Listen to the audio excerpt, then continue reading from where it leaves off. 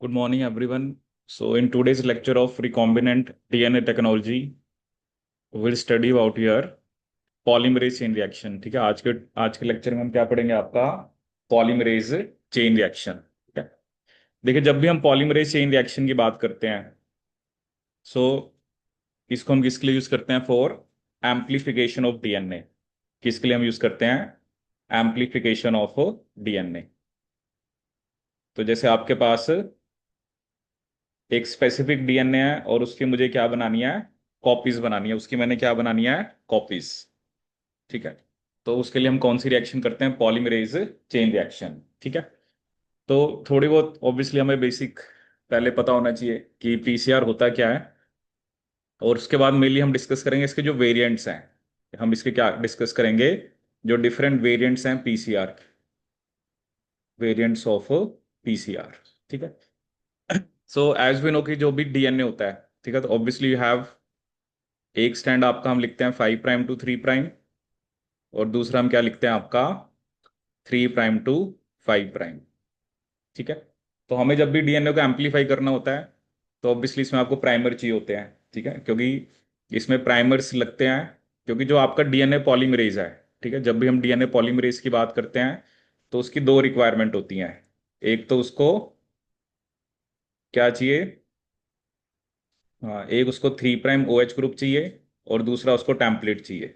ठीक है, तो टेम्पलेट तो हमारा ये होता ही है। प्राइमर बेसिकली क्या प्रोवाइड करता है आपको? 3' OH ग्रुप। एक 3' OH ग्रुप चाहिए होता है, और एक आपको क्या चाहिए होता है? टेम्पलेट। ठीक है, और वो आपका पॉलीमराइजेशन कर देगा। ठीक है, तो ये तो चलो मैंने आपको बेसिक सा बताया। ठीक है, अभी हम पहले थोड़ा जनरल देखेंगे कि पीसीआर होता क्या है, और मेन उसके बाद जो वेरिएंट्स हैं, ठीक है, कि किस टाइप की कौन कौन से वेरिएंट्स जो होते हैं वो पीसीआर के होते हैं। ठीक है, और ये हमने पहले भी डिस्कस किया था कि वैसे तो हम पीसीआर में यूज करते हैं टैग पॉलीमरेज। क्या यूज करते हैं? Tag polymerase. But tag polymerase starting में तो ये यूज किया गया था, बट इसके पास प्रूफ रीडिंग एक्टिविटी नहीं होती है। इसमें हमने क्या डिस्कस किया था? No 3' 5' exonuclease activity. तो मैंने आपको कुछ एग्जांपल्स भी बताए थे कि जिन पॉलीमरेसिस को हम बेसिकली यूज करते हैं, ठीक है, चाहे वो आपका पायरोकोकस फ्यूरोसिस है, पायरोकोकस वोजियाई है, थर्मोकोकस लिटोरैलिस है, थर्मिटिका मेरिटमा है। ठीक है, तो ये कुछ बैक्टीरिया के एग्जांपल मैंने आपको बताए थे जिनके पास प्रूफ रीडिंग एक्टिविटी जो होती है वो प्रेजेंट होती है।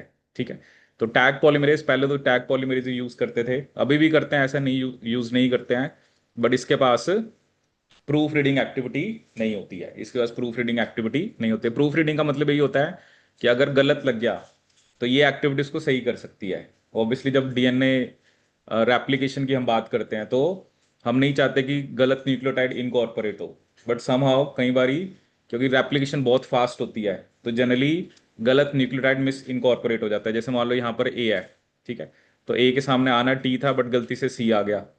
ठीक है, तो पॉलीमरेज के पास ही प्रूफ रीडिंग एक्टिविटी होती है। ठीक है, इसमें हमारा मोटिव इसलिए टैग पॉलीमरेज होता है क्योंकि पीसीआर हम हाई टेम्परेचर पे करते हैं। ठीक है ना, इसको अभी मैं आपको बताऊंगा। इसको हम हाई टेम्परेचर पे करते हैं, इसलिए हमें वो पॉलीमरेज चाहिए जो कैसा हो? थर्मोस्टेबल। ठीक है, अदरवाइज अगर हम जैसे हमारे वाला पॉलीमरेज यूज करेंगे तो वो तो हाई टेम्परेचर पे डैमेज हो जाएगा, डिग्रेड हो जाएगा, तो उसको यूज करने का कोई भी यहाँ पर फायदा नहीं है। तो आपको कौन सा पॉलीमरेज यूज करना होता है? जो थर्मोस्टेबल हो। ठीक है, ये थर्मोस्टेबल है बट इसके पास प्रूफ रीडिंग एक्टिविटी नहीं थी। ठीक है, इसलिए फिर हमने दूसरे वेरिएंट्स देखे जिनके पास क्या होती है? आपकी प्रूफ रीडिंग एक्टिविटी होती है। ठीक है, ठीक है, तो ये साइंटिस्ट का नाम आपको देखने को मिलेगा, कैरी म्यूलिस। ठीक है, 93 का इनको नोबेल प्राइज मिला था। ठीक है, और basically for the discovery of PCR. ठीक है, पॉलीमरेज चेन रिएक्शन के लिए 93 में इनको क्या मिला था? Nobel prize. ठीक है, दूसरे भी है बट इनको क्योंकि क्या होता है ना, कई बार दो तीन को भी वो दे देते हैं प्राइस, तो इनका अब देखना पड़ेगा इन्होंने क्या किया था, क्योंकि पीसीआर में तो जनरली म्यूलिस का ही नाम आता है। ठीक है, अब देखते हैं बेसिक जो हमारी यहाँ पर पीसीआर में बेसिकली होता क्या है। ठीक है, देखो एक चीज आपको क्या ध्यान रखनी है, जो जो भी आपको पीसीआर में करना होता है, ठीक है, उसकी हम एक जैसे कॉकटेल बना लेते हैं। ठीक है, ऐसा नहीं है कि अब बच्चे कई बार क्या सोचते हैं ना, जैसे आप अगर स्टेप्स देखो, वो सोचते हैं कि पहले हम डीएनए डालेंगे, ठीक है। फिर उसको हम क्या करेंगे, डी नेचर।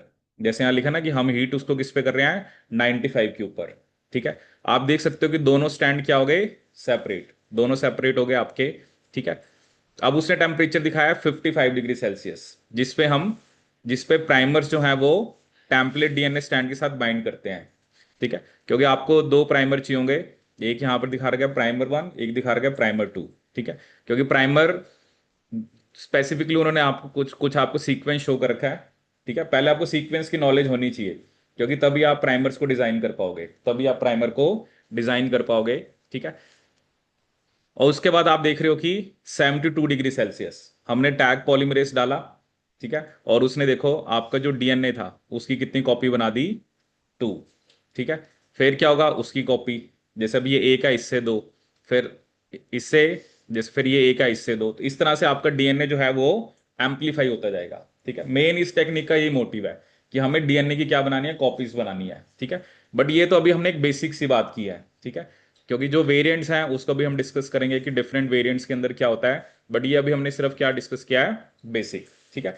अब देखो इसमें क्या है ना, ऐसा नहीं है कि आप अगर ऐसे सोचो कि पहले हम डीएनए डालते हैं, ठीक है, पहले डीनेचुरेशन कराई फिर प्राइमर डालते हैं, ठीक है। हमने सब कुछ ना पहले ही डाल देना होता है, जो भी आपका है डीएनए है, आपके जो भी प्राइमर्स हैं, ठीक है, आपका जो भी जैसे टैग पॉलीमरेज है आपका, इसके अंदर जो एक तरह से आप कह सकते हो कि जो आपके न्यूक्लियोटाइड्स हैं, ठीक है, जो DATP DGTP जो भी है आपका, सब कुछ आपने पहले से ही डाल देना है, ठीक है। ये हम एक साथ ही मशीन में डाल देते हैं, ठीक है। इसलिए हमें कौन सा पॉलीमरेज चाहिए जो थर्मोस्टेबल हो। अब हमने टेम्परेचर किया 95, ठीक है ना। ये एक तरह से ये नहीं होता कि बच्चे कई बार ये सोचते हैं कि पहले हम डीनेचुरेशन हो जाएगी उसके बाद प्राइमर ऐड करेंगे, फिर जब प्राइमर लग जाएंगे उसके बाद हम पॉलीमरेज ऐड करेंगे, ऐसा कुछ नहीं होता है, ठीक है। हाँ थोड़ा बहुत वेरिएंट्स होते हैं, थोड़ा बहुत वेरिएशन में हम थोड़ा बहुत कर सकते हैं, बट जनरल जो बेसिक प्रोसेस होता है उसमें सब कुछ आपने एक साथ डाल दिया, ठीक है। तो क्या होगा, हाई टेम्परेचर पे, क्योंकि वो आपने एक साइक्लर है जिसमें आप टेम्परेचर को चेंज कर रहे हो, ठीक है। तो 95 गया तो डीनेचर हो गया, आपने उसके टेम्परेचर को कम करा मशीन के, तो वो कितना हो गया, उसको 55 पे ले आए। तो जो प्राइमर्स थे वो 55 डिग्री सेल्सियस पे आपके कॉम्प्लीमेंट्री जो डीएनए था वहां पे जाके लग गए, ठीक है। और उसके बाद पॉलीमरेज ने फिर आप उसको 72 पे ले आए, ठीक है। और फिर पॉलीमरेज उसको क्या करना स्टार्ट कर देगा, एक्सटेंड करना स्टार्ट कर देगा, ठीक है। तो ऐसा नहीं है कि आप स्टेप वाइज चीजों को डालते हो, ठीक है। स्टेप में बस आप ये कि आप टेम्परेचर जो है, जो आपका वो साइक्लर है जो मशीन है उसका टेम्परेचर अब बस आप चेंज करते हो, ठीक है। तो पहला स्टेप क्या हो गया आपका, डीनेचुरेशन, ये है डीनेचुरेशन। दूसरा स्टेप है आपका एनिलिंग, और इसके बाद क्या स्टेप है आपका, एक्सटेंशन,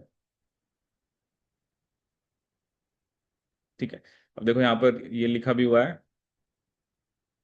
जो रीजन है आपका डीएनए का to be amplified is flanked by two sequences use to prime DNA synthesis. The starting double-stranded DNA is heated to separate the strands and then cooled to allow primer, ठीक है। Primer की length भी बता रखी है, usually कितनी होती है, 15 to 20 बेसिस, ठीक है। This is the length of primer जो जनरली हम यूज करते हैं। और उसके अंदर एक चीज हम और भी ध्यान रखने, उसके अंदर ना जो जीसी कंटेंट है वो एटलीस्ट 50% होना चाहिए, ठीक है ना। जैसे प्राइमर जो आप डिजाइन कर रहे हो 15 से 20 के अंदर, मतलब अगर 20 का है तो उसके अंदर 10 या 10 से ज्यादा जीसी होने चाहिए, ठीक है। तो उससे क्या होता है ना, उसकी जो, क्योंकि जी और सी के बीच में ट्रिपल हाइड्रोजन बॉन्ड बनता है और ए और टी में डबल बनता है, तो थोड़ा वो बेटर कॉम्प्लीमेंटारिटी दिखाता है, ठीक है। ये एक दो पॉइंट्स हमें ध्यान रखने होते हैं। एक तो क्या है, आप जो प्राइमर डिजाइन कर रहे हो, ठीक है, obviously you can use longer one also, but generally जो प्राइमर डिजाइन किया जाता है that is from 15 to 20 nucleotides, 15 to 20 nucleotides. And secondly इसके अंदर मतलब 50% जीसी कंटेंट होना चाहिए, 50% जीसी कंटेंट और मोर, ठीक है। अगर कम है तो फिर आप या तो प्राइमर को थोड़ा और लॉन्ग बनाओ, ठीक है, उसमें प्राइमर थोड़ा आपको और लॉन्ग बनाना पड़ेगा, ठीक है।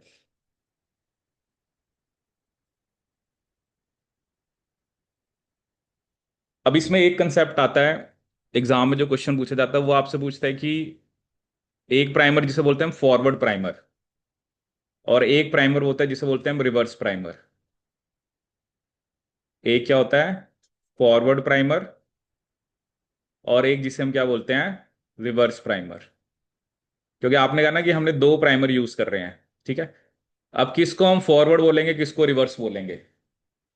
किसको बोलेंगे फॉरवर्ड? जैसे आपको यहाँ पे प्राइमर 1 दिख रहा है और प्राइमर 2 दिख रहा है, कौन से प्राइमर को आप फॉरवर्ड बोलोगे, कौन से को रिवर्स बोलोगे?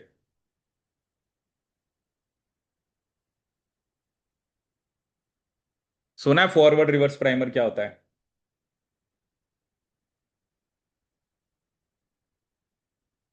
देखो, डीएनए तो हमेशा 5 प्राइम टू 3 प्राइम डायरेक्शन में बनता है, बट यहां पर बात हो रही है, आपको एक प्राइमर 1 दिख रहा है, एक प्राइमर 2 दिख रहा है। किसको फॉरवर्ड बोलेंगे, किसको रिवर्स बोलेंगे? दिख ही रहा है आपको, जो ये प्राइमर है, जो primer 3 prime to 5 prime strand के लिए है, उसको बोलते हैं फॉरवर्ड प्राइमर। और जोन सा प्राइमर बेसिकली आपका 5 to 3 के लिए है, ठीक है। हम ऐसे ही रीड कर रहे हैं, ये 5 to 3 है, ये 3 to 5 है। तो 3 to 5 के लिए जो प्राइमर होता है उसे मैं क्या बोलता हूं, फॉरवर्ड प्राइमर। उसे मैं क्या बोलता हूं, फॉरवर्ड प्राइमर। और जो 5 to 3 के लिए होता है उसे हम क्या बोलते हैं, रिवर्स प्राइमर। उसे हम क्या बोलते हैं, रिवर्स प्राइमर। तो एक होता है फॉरवर्ड प्राइमर, दूसरा कौन सा होता है आपका, रिवर्स प्राइमर। ठीक है, ये एक बेसिक सा क्वेश्चन आता है। तो 3 prime to 5 prime DNA strand के लिए जो प्राइमर है वो कौन सा है, फॉरवर्ड, और दूसरे के लिए क्या है, रिवर्स। ठीक है। देखो ये बिल्कुल बेसिक सी बात है। अब भाई होता है ना, अगर आपको एग्जाम में क्वेश्चन पूछ लिया कि उसने आपको एक सीक्वेंस दे दिया, ठीक है। कई बार अभी क्वेश्चन में क्या आता है, वो आपको सिर्फ डीएनए का एक एक स्टैंड का सीक्वेंस देंगे, ऑटोमेटिकली आपको दूसरे का तो पता लग ही जाएगा। ठीक है ना, जब आपको एक का पता लग गया तो दूसरे का तो पता लग ही जाएगा।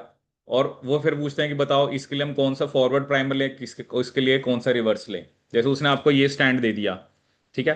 तो ये एक स्टैंड दिया तो आपको दूसरा बनाना पड़ेगा, ठीक है। अब एक खास बात पता है क्या है, जैसे फॉरवर्ड प्राइमर हम बेसिकली, अगर मुझे ये सीक्वेंस गिवन है ना, तो आप ये देखो कि ये जो सीक्वेंस है, CATTCCGTC, यही तो मेरा फॉरवर्ड प्राइमर बना है, यही तो बनाया ना आपने।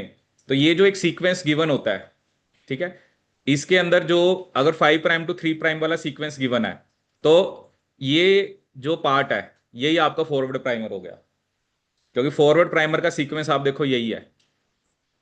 ठीक है। अगर रिवर्स की बात करें, अब रिवर्स में बस आपको क्या करना है, जो बेसिकली आपका ये स्टैंड है, ठीक है। अब जैसे मान लो रिवर्स प्राइमर आपने इस स्टैंड के, मतलब ये वाला जो सीक्वेंस होगा जो यहां पर है, ठीक है, जो कौन सा है, GCATATTCG, ये आपका रिवर्स प्राइमर का सीक्वेंस है।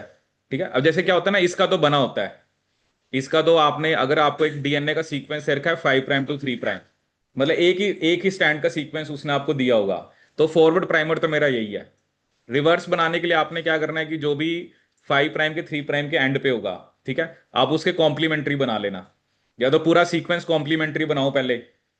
आपने सिर्फ क्या करना है, जो जो एंड का सीक्वेंस होगा उसके कॉम्प्लीमेंट्री इतना बना लोगे तो ये आपका रिवर्स प्राइमर हो जाएगा। अगर तो मुझे दोनों स्टैंड गिवन है ना, तब तो ये वाला फॉरवर्ड है जो यहां पर स्टार्टिंग में है, और जो इधर से यहां पर है ये मेरा रिवर्स है।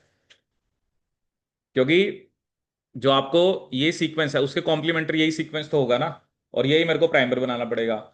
इधर कौन सा सीक्वेंस है आपका, ये जो सीक्वेंस है यही तो इस एंड के कॉम्प्लीमेंट्री होगा, और ये मेरा रिवर्स प्राइमर है। क्वेश्चन में आपको कई बार ना दोनों स्टैंड नहीं दिए होते हैं, अगर तो दोनों स्टैंड गिवन है तो आपका सिंपल सा क्या होता है, 5 प्राइम टू 3 प्राइम में जो ये सीक्वेंस है ये फॉरवर्ड है, और ये रिवर्स प्राइमर का सीक्वेंस होगा बस। लेकिन अगर एक ही स्टैंड गिवन है, अगर 5 प्राइम टू 3 प्राइम गिवन है, तो सिर्फ आप फॉरवर्ड प्राइमर को तो सीधा जज कर लोगे कि फॉरवर्ड प्राइमर तो ये वाला है।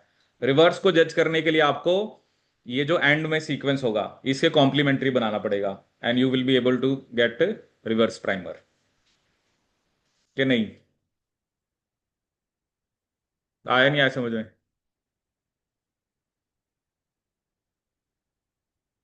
ऐसे देख रहे हैं, पता नहीं क्या देखने को मिल रहा है। सिंपल सी बात है, पता होनी चाहिए आपको। जो देख रहे पता नहीं है ना, ये तो प्रॉब्लम है ना, पता होती तो ऐसे नहीं देख रहे होते। सिंपल सी बात मैंने आपको क्या बताई। एग्जाम में वो क्वेश्चन देता है ऐसा ना, आपको वो सीक्वेंस देता है, कहता है फॉरवर्ड और रिवर्स प्राइमर बताओ, पहली बात तो ये, अगर आपको पहले ये बताओ कि फॉरवर्ड और रिवर्स प्राइमर की डेफिनेशन क्या है, ठीक है। फॉरवर्ड प्राइमर हमेशा किसके लिए होता है? 3' टू 5' स्टैंड के लिए। रिवर्स प्राइमर होता है 5' टू 3' के लिए। मुझे जब क्वेश्चन एग्जाम में देता है वो सिर्फ एक स्टैंड देता है, वो दोनों स्टैंड देता ही नहीं है। कहता है फॉरवर्ड और रिवर्स बताओ। तो अब क्या होता है ना, उसमें तो एक छोटा सा सीक्वेंस ही होगा, 20-30 न्यूक्लियोटाइड का दिया होगा आपको, बस आपने आंसर के हिसाब से देखना है कौन सा फॉरवर्ड प्राइमर बन सकता है। तो जो 5' टू 3' के स्टार्टिंग में है वो तो आपका फॉरवर्ड प्राइमर ही है, ठीक है। हाँ, लेकिन अगर वो उल्टा कर देता, जैसे आपको 3' टू 5' वाला स्टैंड दे दे, फिर आपको यह है कि आपको रिवर्स का तो पता लग गया, फॉरवर्ड का फिर आपको इसके सामने बनाना पड़ेगा। बस ये केस है इसके अंदर, ठीक है। तो आपको ऐसा क्वेश्चन एग्जाम के अंदर बहुत फ्रिक्वेंटली जो है वो देखने को मिलता है कि फॉरवर्ड प्राइमर क्या होता है और आपका रिवर्स प्राइमर क्या होता है, ठीक ठीक है। ये देखो यहाँ पर दिखा भी रखा है कि ये आपका 3 to 5 होगा, तो ये वाला प्राइमर उसने क्या दिखाया है? फॉरवर्ड प्राइमर, ठीक है। और दूसरा स्टैंड जो 5 to 3 है, ये क्या दिखाया आपका? Reverse primer. तो this is the definition of forward and reverse primer, ठीक है। डन, इसमें कोई डाउट? चलिए अब आगे देखते हैं। अब देखो मैं आपको वेरिएंट्स बताऊंगा। वेरिएंट्स का बस ये मोटिव है कि we encounter different kind of problems during PCR amplification. तो उसी के सॉल्यूशन आइए, ठीक है। तो उसको हमने कैसे सॉल्व करना है, बस आपको बेसिक पता होना चाहिए कि एक्चुअली जो हम अलग अलग टाइप के पीसीआर करते हैं, ठीक है। जैसे अभी मैं आपको बताऊंगा, इनवर्स पीसीआर होता है, we have asymmetric PCR, nested PCR, बहुत सारे पीसीआर आपके, reverse transcriptase PCR, real time PCR, touch down PCR, hot start PCR, multiplex PCR, ठीक है। एक लैम्प के बारे में भी डिस्कस करेंगे। तो बस आपको, अगर पीसीआर की, सबसे पहले तो ये इमेज क्लियर होनी चाहिए कि पीसीआर हम कर क्या रहे हैं, बस इससे ज्यादा। बाकी ये होता है कि ऑब्वियसली डिफरेंट टाइप ऑफ, आपको ये होता है ना, बेसिक तो आपको चलो पता लग गया, बट उसी टेक्निक को थोड़ा बहुत हमने मॉडिफाई कर रखा है एज पर द जो भी रिक्वायरमेंट है, या जो भी अगर कोई प्रॉब्लम एनकाउंटर हो रही है तो कैसे हम उस टाइप के डीएनए को एम्पलीफाई करें, ठीक है। बट बेसिक सबसे पहले ये क्लियर है, तभी आप आगे चीजों को समझ पाओगे, ठीक है। अगर आपको ये नहीं पता कि डीएनए के दो स्टैंड कौन से होते हैं, प्राइमर कौन से होते हैं, ठीक है, और भी चीजें होती हैं, जैसे इसमें आप मैग्नीशियम वगैरह भी डालते हो, ठीक है। कंपोनेंट्स और भी हो सकते हैं, बट पहले बेसिक कंपोनेंट्स हमें बताओ।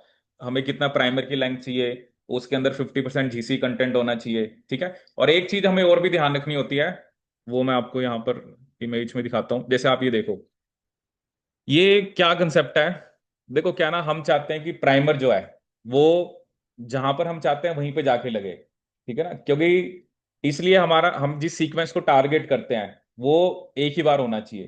क्योंकि अगर तो वो मल्टीपल जगह पे है, फिर क्या चांसेस हैं कि वो मल्टीपल जगह पे जाके लग जाएगा, ठीक है। और एक चीज जो हमें सबसे खास याद रखनी होती है, वो रखना होता है एनीलिंग टेम्परेचर, कि किस टेम्परेचर के ऊपर मैंने प्राइमर की एनीलिंग करानी है।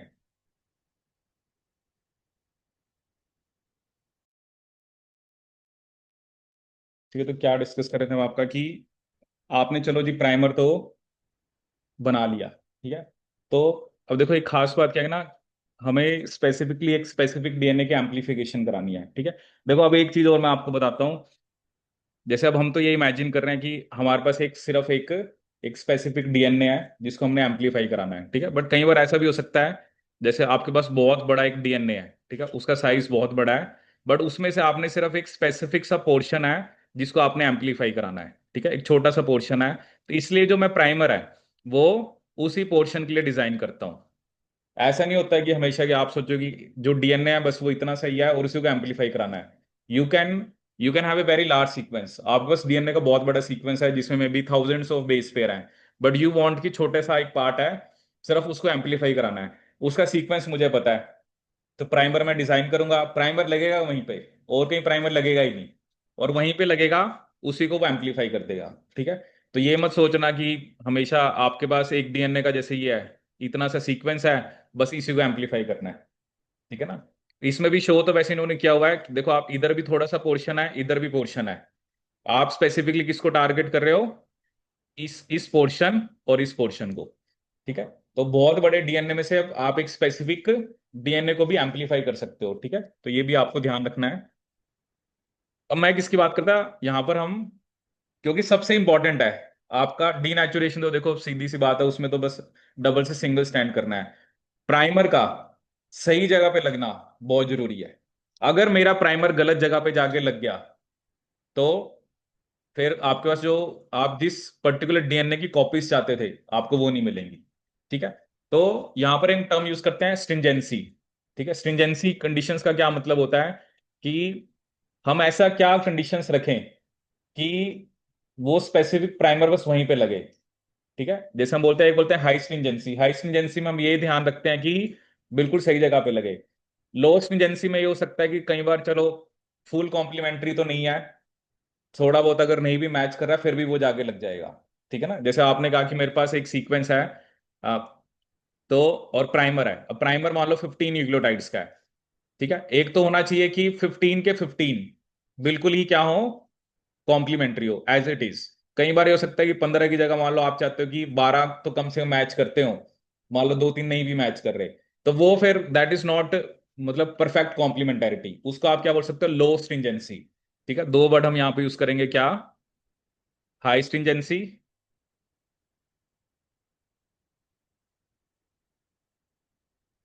और दूसरा वर्ड हम यहाँ पे क्या यूज करेंगे, लो स्ट्रिंजेंसी। लो स्ट्रिंजेंसी। ठीक है। The availability of exact sequence, the availability of exact sequence of oligonucleotides allows conditions for hybridization and stringency washing to be tightly controlled so that probe will only remain hybridized when it is 100% homologous to the target.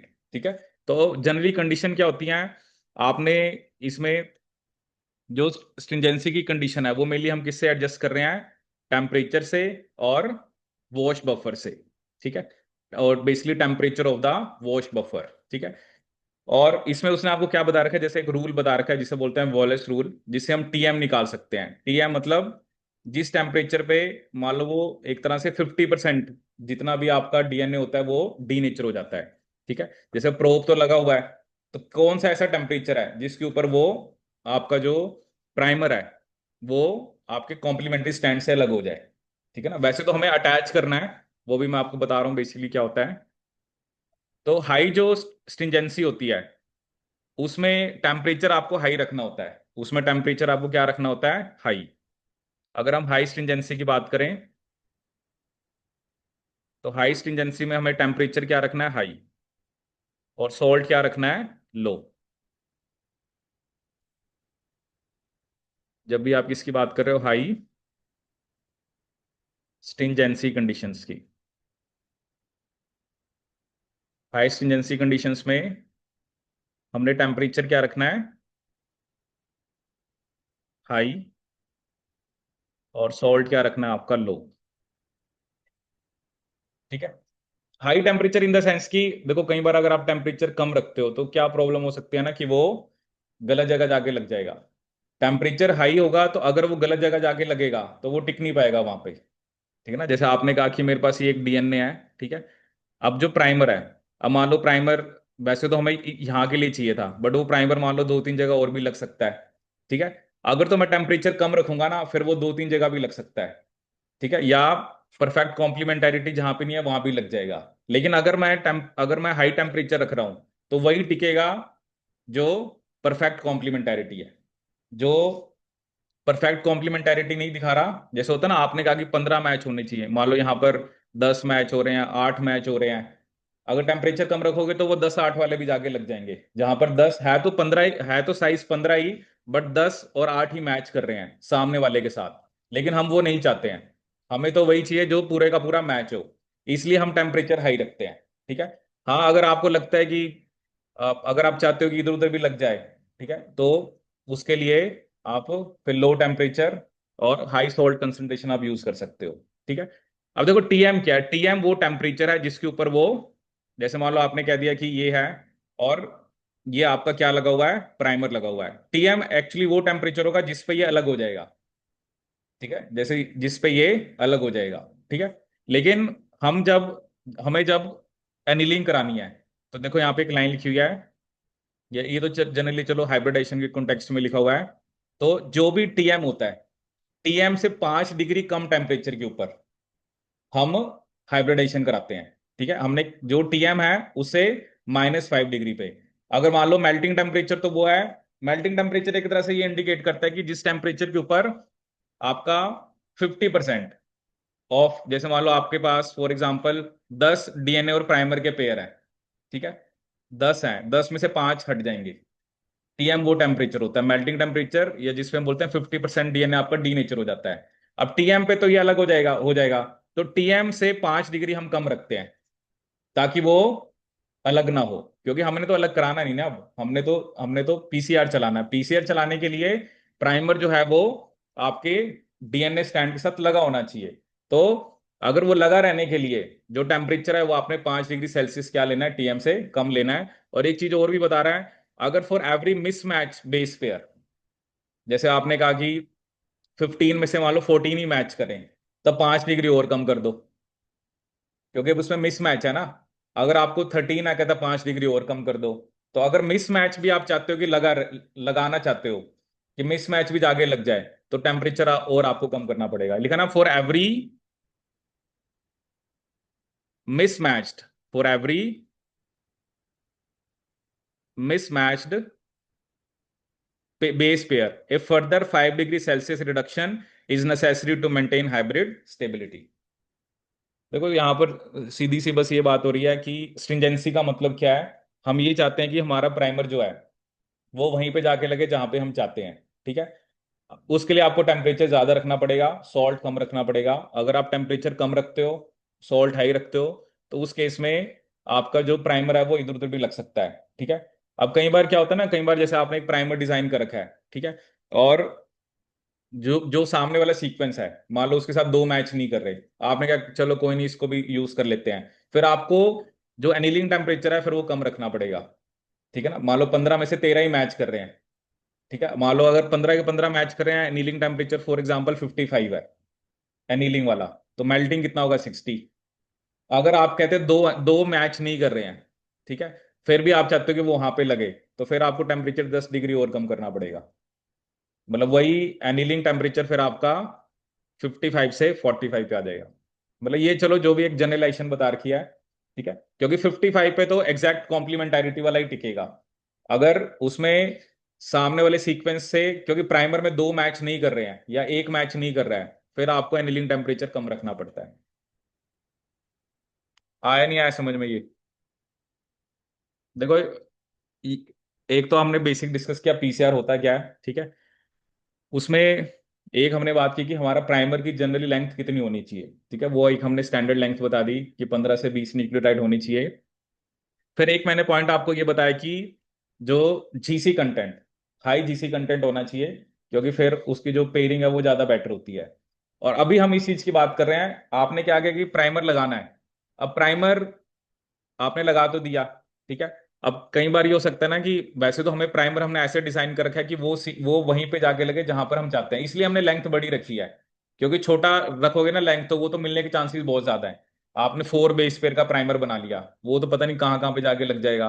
15 वाला sequence as it is वो मिलने के chances बहुत कम है। ठीक है, जहां पर आप चाहते हो कि प्राइमर लगे 15 न्यूक्लियोटाइड एज सच, जो आपने प्राइमर डिजाइन करा ना उसमें जो 15 न्यूक्लियोटाइड है, वैसे सीक्वेंस एक ही जगह है मान लो पूरे जीनोम के अंदर, क्योंकि उसके मिलने के चांसेस बहुत कम है और जगहों पे। ठीक है, बट फिर भी क्या होता है ना, अब 15 वाला है, अगर मान लो कहीं पे 14 मैच मिल रहे हैं, कहीं पे 13 मैच मिल रहे हैं, कहीं पे 12 मैच मिल रहे हैं, तब भी वहां पे लग सकता है। ठीक है, बट हम नहीं चाहते हैं। ठीक है, इसके लिए हमें टेम्परेचर हाई रखना है। ठीक है, और हमारा एनेलिंग टेम्परेचर ऐसा होना चाहिए कि वो सिर्फ मतलब एनीलिंग टेम्परेचर ये आपको बता, मेल्टिंग टेम्परेचर पहले हमें बता रखा है जो हम कैसे कैलकुलेट करते हैं, 4 into number of GC base pair plus 2 into number of eighty. तो जो मेरा मेल्टिंग टेम्परेचर है, मेल्टिंग टेम्परेचर पे तो वो मेल्ट हो जाएगा, मतलब वो डीएनए तो, वो जो आपका प्राइमर है वो तो डीएनए से अलग हो जाएगा। That is why we keep 5 degree Celsius less. ठीक है, उस पे वो मेल्ट नहीं होगा, उस पे वो आपके कॉम्प्लीमेंट्री जो डीएनए का स्टैंड है उसके साथ वो आपका अटैच ही रहेगा। ठीक है, तो ये मेरे लिए आपको यहाँ पे ध्यान रखना है। ठीक है, पढ़ा स्टिंजेंसी? कुछ नहीं पढ़ा हुआ ये? पेपर में यही आता है ना, अब यही तो पंगा है। हाफ नॉलेज लेके जाते हैं हम पेपर में ना, और वो हाफ नॉलेज से फिर हम जाके फंस जाते हैं। ठीक है। अब आपको ये पता लगा स्ट्रिंजेंसी का मतलब क्या है। देखो ये टेक्निक्स है ना, इसमें कुछ ज्यादा कुछ नहीं होता, इसमें बस आपको वेरिएंट्स हैं। पहले जिसको बेसिक पीसीआर नहीं पता, आगे पढ़ने का कोई फायदा नहीं है। बेसिक नॉलेज होनी चाहिए पीसीआर होता क्या है। लेकिन अब क्वेश्चन उसने इस पे पूछ लिया, तो मेरे को क्लियर होना चाहिए कि जब मैं पीसीआर कर रहा हूं तो किस टाइप की कंडीशन मैं चाहता हूँ। ठीक है, मैं ऐसी कंडीशन चाहता हूँ जिसमें, क्योंकि अगर प्राइमर इधर उधर जाके लग गया, फिर फायदा ही क्या हुआ पीसीआर करने का, फिर तो हमने अपना टाइम खराब ही किया है। क्योंकि हम अपने एक स्पेसिफिक डीएनए को एम्पलीफाई करना चाहते हैं, और मैंने आपको पहले ही बात बताई, ऐसा नहीं होता है कि हमने इतना सा डीएनए दिया उसी को एम्पलीफाई करा, हमने डीएनए बढ़ा दिया है। उस डीएनए बड़े में से एक छोटे से पोर्शन को एम्पलीफाई करना है। अगर तो उतना सही डीएनए है, फिर तो प्राइमर वहीं जाके लगेगा, फिर क्या टेंशन है, फिर तो प्राइमर कहीं और जाके लगेगा ही नहीं। अगर आपके डीएनए का सीक्वेंस भी आपको पता है, उसकी लेंथ भी पता है, आपने कहा कि इसके अंदर 500 न्यूक्लियोटाइड है और 15 वाला प्राइमर है, वो सीक्वेंस तो और कहीं मिलेगा ही नहीं। क्योंकि जब आपको पता ही था कि इसमें 15 वाला बस यही होता है। लेकिन डीएनए होता है बड़ा, उस डीएनए में से हम छोटे से पोर्शन को एम्पलीफाई करना चाहते हैं। और उस छोटे से पोर्शन को एम्पलीफाई करने के लिए, उस छोटे से पोर्शन के लिए हमें प्राइमर चाहिए। ठीक है, क्योंकि अगर वो इधर उधर लग गया, then you will get the wrong product. कई बार फिर लंबे भी मिलेंगे, कई बार छोटे भी मिलेंगे, तो फिर उसका कोई फायदा नहीं है। तो इसलिए हमें स्ट्रिंजेंसी कंडीशन जो है वो मेंटेन करनी होती है। ठीक है, क्योंकि प्रैक्टिकल ये चीज हमें मैटर करती है। तो आए समझ में ये। ठीक है, तो अब हम बात करेंगे पीसीआर के जो वेरिएंट्स हैं। ठीक है, जिस सबसे पहले हम बात करेंगे इनवर्स पीसीआर। सबसे पहले हम किसकी बात करेंगे? Inverse PCR. अब इनवर्स पीसीआर क्या होता है? ठीक है, इसको हमने सबसे पहले समझना है, what do you mean by inverse PCR. देखो अब आपको सिर्फ इस चीज को समझना है कि एक्चुअली उसको हम कहां पर करते हैं। अब देखो क्या होता है, अभी तक जो आपने डिस्कस किया है, हमने ये डिस्कस करा है कि अ, हमें पीसीआर करने के लिए ऑब्वियसली पहले हमें डीएनए का सीक्वेंस पता होना चाहिए। क्योंकि मुझे डीएनए का सीक्वेंस पता होगा तभी मैं प्राइमर डिजाइन कर सकता हूं। ठीक है, अब यहां प्रॉब्लम क्या आई? कई बार डीएनए में ये प्रॉब्लम आती है कि आपने एम्पलीफाई तो कहां से करना है? साइड से। ठीक है, अब क्या है ना, इसके अंदर जो नॉन सीक्वेंस वाला रीजन है, मतलब हमने एम्पलीफाई तो इस पूरे पोर्शन को करना है, बट जो जो जिसका सीक्वेंस हमें पता है वो बीच में है। तो प्राइमर तो फिर हमें इधर का सीक्वेंस पता नहीं है ना इधर का पता है, फिर प्राइमर कैसे डिजाइन करें? तो हम क्या करते हैं, जैसे यहाँ पे क्या लिखा है, शॉर्ट टर्म रेस्ट्रिक्शन डाइजेशन। ठीक है, उसके बाद हम इसको सेल्फ लाइगेट करते हैं। सेल्फ लाइगेट के बाद क्या होगा, जैसे इसने सर्कुलर बना लिया, अब जब चीज सर्कुलर होगी और उसको आपने यहां से काट दिया, तो जो रीजन ऑफ नॉन सीक्वेंस था वो कहां पे चला गया? एंड्स पे। अब आप प्राइमर डिजाइन कर सकते हो। तो इनवर्स पीसीआर में क्या होता है कि हमें जो एंड्स हैं, जो एंड्स का सीक्वेंस है उसके बारे में मुझे पता नहीं है। And sequence is unknown. And sequence is unknown, कि एंड्स का सीक्वेंस मुझे पता ही नहीं है। जब एंड्स का सीक्वेंस ही नहीं पता, क्योंकि एम्पलीफाई मैंने इस पूरे पोर्शन को करना है, तो उसमें हम क्या करते हैं, जैसे पहले रिस्ट्रिक्शन डाइजेशन करते हैं, फिर सेल्फ लाइगेशन करते हैं, ताकि वो एक सर्कुलर बन जाए। और सर्कुलर बनने के बाद आपने यहाँ पे काट दिया, और काटने से क्या होगा, अब वो जो आपका जो नॉन सीक्वेंस रीजन था वो एंड्स पे चला गया। अब जो नॉन है तो फिर हम प्राइमर भी डिजाइन कर सकते हैं। इनवर्स पीसीआर हम उस केस में करते हैं जब हमें एंड्स का सीक्वेंस नहीं पता है। बस ये नॉलेज मुझे होनी चाहिए। ठीक है ना? अभी तक आपने क्या देखा कि हमें हमें एक पर्टिकुलर पोर्शन को एम्पलीफाई करना है, तो हमें जहां से एम्पलीफाई करना है वो वाला सीक्वेंस पता होना चाहिए, तभी तो प्राइमर लगाओगे ना। अब इधर का आपको सीक्वेंस ही नहीं पता तो प्राइमर कैसे लगाओगे? तो बट हमें बीच में एक सीक्वेंस पता था, तो उसको हम पहले इसको सर्कुलर बना देंगे, फिर उसके बाद यहाँ पे कट कराने के बाद ये सीक्वेंस एंड्स पे आ गया, और अब कराओ पीसीआर। तो इसे हम क्या बोलते हैं? Inverse PCR. इसे हम क्या बोलते हैं? Inverse PCR.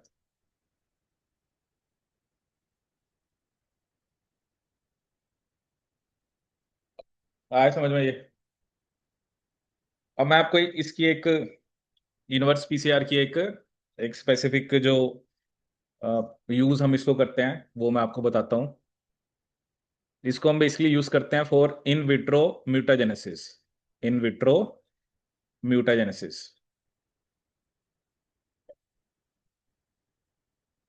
In vitro mutagenesis.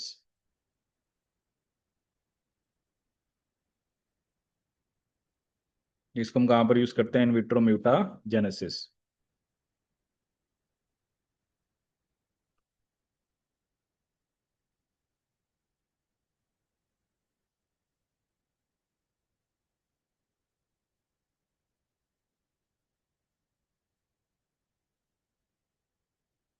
In vitro, या आप इसको साइट डायरेक्टेड म्यूटाजेनेसिस बोल सकते हो, साइट डायरेक्टेड म्यूटाजेनेसिस।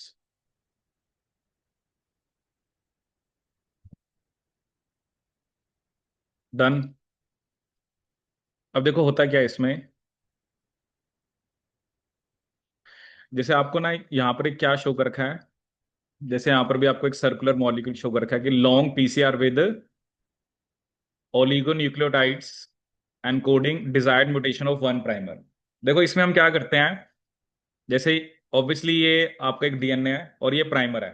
हम क्या करते हैं ना, प्राइमर के अंदर एक न्यूक्लियोटाइड की म्यूटेशन करते हैं। ठीक है, मतलब एक न्यूक्लियोटाइड हम डिफरेंट रखेंगे। अब होगा क्या, जब ऑब्वियसली इससे भी डीएनए बनेगा, ठीक है, इससे भी बनेगा। अब होगा क्या कि ये म्यूटेंट बनेगा आपका। ठीक है, क्योंकि ये जो स्पेसिफिकली बन रहा है, क्योंकि आप बार बार जब इसकी जब एक बार तो चलो एम्पलीफाई हुआ, जब वो दोबारा एम्पलीफाई होगा तो यहाँ पर जो न्यूक्लियोटाइड आया है, जब जब उसकी रेप्लिकेशन होगी तो वहां पर गलत आ जाएगा। ठीक है, जो आपको ये शो कर रहा है, क्योंकि दोनों में म्यूटेशन आ गई ना। आपने तो सिर्फ एक में डाली थी, जैसे मान लो ये आपके सामने, मान लो यहाँ पर ए है, ठीक है, और आप चाहते हो कि यहाँ पर सी आए। तो आपने जो प्राइमर बनाया था, उस बाकी सब कुछ सेम है, बट आपने क्या करा, यहाँ पर ए के सामने ए की जगह मुझे यहाँ पर सी चाहिए, तो मैंने यहाँ पे क्या लगा दिया, जी। ये मैंने गलत खुद से लगाया है, प्राइमर मैंने गलत बनाया है, उसमें एक न्यूक्लियोटाइड मैंने गलत बनाया है। उसके बाद क्या होता है, जब इसकी एक बार तो चलो इसकी कॉपी बन गई, ठीक है, एक बार तो इसकी कॉपी बन गई। वैसे तो प्राइमर में यहाँ पर टी होना चाहिए था, बट मैंने जी लगाया। अब ये जो जी वाला है, जब इसकी आगे एम्पलीफिकेशन होगी, ठीक है, तब वो क्या बनाएगा, सी बनाएगा। क्या बनाएगा, सी। तो ओरिजिनली जहां पर 80 था, वहां पर क्या आ गया, जीसी। वहां पर क्या आ गया, जीसी। जहां पर पहले 80 था वहां पर क्या आ गया आपका, जीसी। ठीक है। अब बात क्या होती है कि अब ओरिजिनल वाला स्टैंड भी तो है, ठीक है ना, जैसे अब आपका ओरिजिनल वाला स्टैंड भी है। तो अब इसमें खास बात क्या होती है, जो ओरिजिनल स्टैंड होता है ना वो मिथाइलेटेड रहता है। ये हम वैसे रिपेयर सिस्टम भी पढ़ते हैं एक, जिसे बोलते हैं मिथाइल डायरेक्टेड मिसमैच रिपेयर, कि जो ओरिजिनल वाला डीएनए है वो कैसा रहेगा आपका, मिथाइलेटेड। ठीक है, और ये कौन सा है, म्यूटेंट है। हमारे पास एक स्पेसिफिक एंजाइम आता है जिसका नाम होता है डीपीएन 1। डीपीएन 1 की एक खास बात है, ये सिर्फ उसी डीएनए को कट करता है जो मिथाइलेटेड होता है। तो क्या करेगा, ये मिथाइलेटेड वाले को कट कर देगा, और मेरे पास कौन से वाला डीएनए आ जाएगा, जो म्यूटेंट वाला है। कौन से वाला आ जाएगा, म्यूटेंट वाला। तो डीपीएन 1 की एक खास बात क्या है, ये सिर्फ उसी डीएनए को कट करता है जो मिथाइलेटेड होता है। ये कौन से डीएनए को कट करता है, it only cuts that DNA which is which is methylated. ये वही ना, जैसे आपको सर्कुलर दिख रहा है, जैसे इनवर्स पीसीआर में हमने पहले सर्कुलर किया था, और रीजन का हमें सीक्वेंस पता है।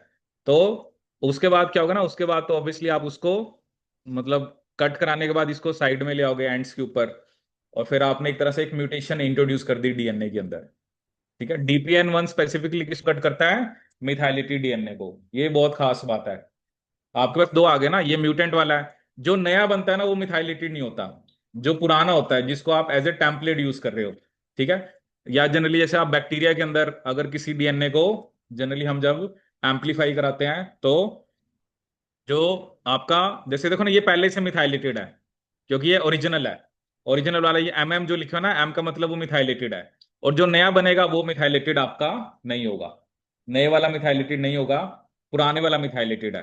ठीक है, और मिथाइलेटेड वाले को कौन कट कर देता है, डीपीएन 1। आपके पास अब एक डीएनए आ गया, जिसको हमने क्या बोला, साइट डायरेक्टेड म्यूटाजेनेसिस। जिसको हमने क्या बोला, हमने एक स्पेसिफिक साइट के ऊपर म्यूटेशन को इंट्रोड्यूस कर दिया। ठीक है, देखो दो ही क्वेश्चन मेन बनते हैं, डिटेल में तो चलो अलग बात है। पहला क्वेश्चन ये, इनवर्स पीसीआर हम करते किस लिए हैं। ठीक है, मुझे जो एंड्स का सीक्वेंस है वो नहीं पता है। दूसरी बात, इनवर्स पीसीआर को हम कहां पे यूज करते हैं, उसका आंसर है साइड डायरेक्टेड म्यूटाजेनेसिस। तीसरा क्वेश्चन अगर DPN1 से रिलेटेड आता है, तो DPN1 की एक खास बात है, वो सिर्फ मिथाइलेटेड डीएनए को कट करता है। ठीक है। बेसिकली तो हमने एम्पलीफाई करना है वैसे तो, बट वही है ना, आप उन टेक्निक्स को और पर्पस के लिए भी यूज कर सकते हो। आपको पता है आपने प्राइमर लगाना है, प्राइमर में गलत न्यूक्लियोटाइड लगा दो, एक एक गलत लगाना है बस। आपको पता है जो नया डीएनए बनेगा वो प्राइमर को देख के ही बनना है ना। चलो पहली बार तो नहीं होगा, क्योंकि पहली बार तो आपने प्राइमर लगाया है, तो ये तो एज सच बन गया। बट नेक्स्ट टाइम जब उसकी रेप्लिकेशन होगी, तो क्या होगा, आपका जो जो प्राइमर के अंदर जो आपने गलत लगाया था, ठीक है, वही वाला आपका, क्योंकि आप म्यूटेशन तो प्राइमर में इंट्रोड्यूस कर सकते हो, या तो फिर दूसरी म्यूटेशन तो जब एप्लीकेशन के ड्यूरिंग इंट्रोड्यूस होगी, वो हम चाहते नहीं है। ठीक है, हमने प्राइमर के अंदर ही क्या करा है, एक म्यूटेशन इंट्रोड्यूस करी है, और जब नया डीएनए बनेगा तो वो म्यूटेशन एज सच रहेगी, और जब वो वाला एज ए टेम्पलेट यूज होगा, तो वो म्यूटेशन आपकी जो है वो नए वाले डीएनए के अंदर इंट्रोड्यूस हो जाएगी। ठीक है, तो यहां पर हमने क्या करा है, side directed mutagenesis, side directed mutagenesis. ठीक है, आए समझ में ये कि नहीं? अब दूसरा पीसीआर हमारे पास है जिसका क्या नाम है, एंकर्ड पीसीआर। क्या नाम है? Anchored PCR. Anchored PCR basically क्या होता है, इसमें हमें ना, जैसे एक जो एंड है उसका सीक्वेंस पता है, बट दूसरे एंड का सीक्वेंस नहीं पता है। ठीक है, इसमें हमें क्या है, only sequence of one and is known.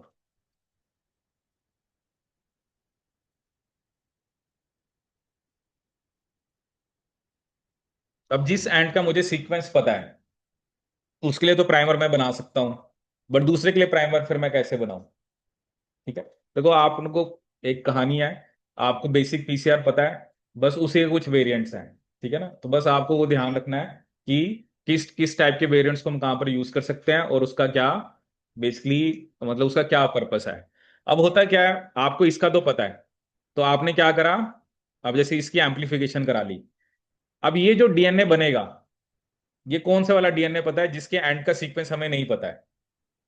जैसे ऑब्वियसली आपके पास डीएनए के दो स्टैंड होते हैं ना, ये एक स्टैंड है, और ये मान लो मैंने दूसरे कलर में दिखा दिया, ये दूसरा स्टैंड है।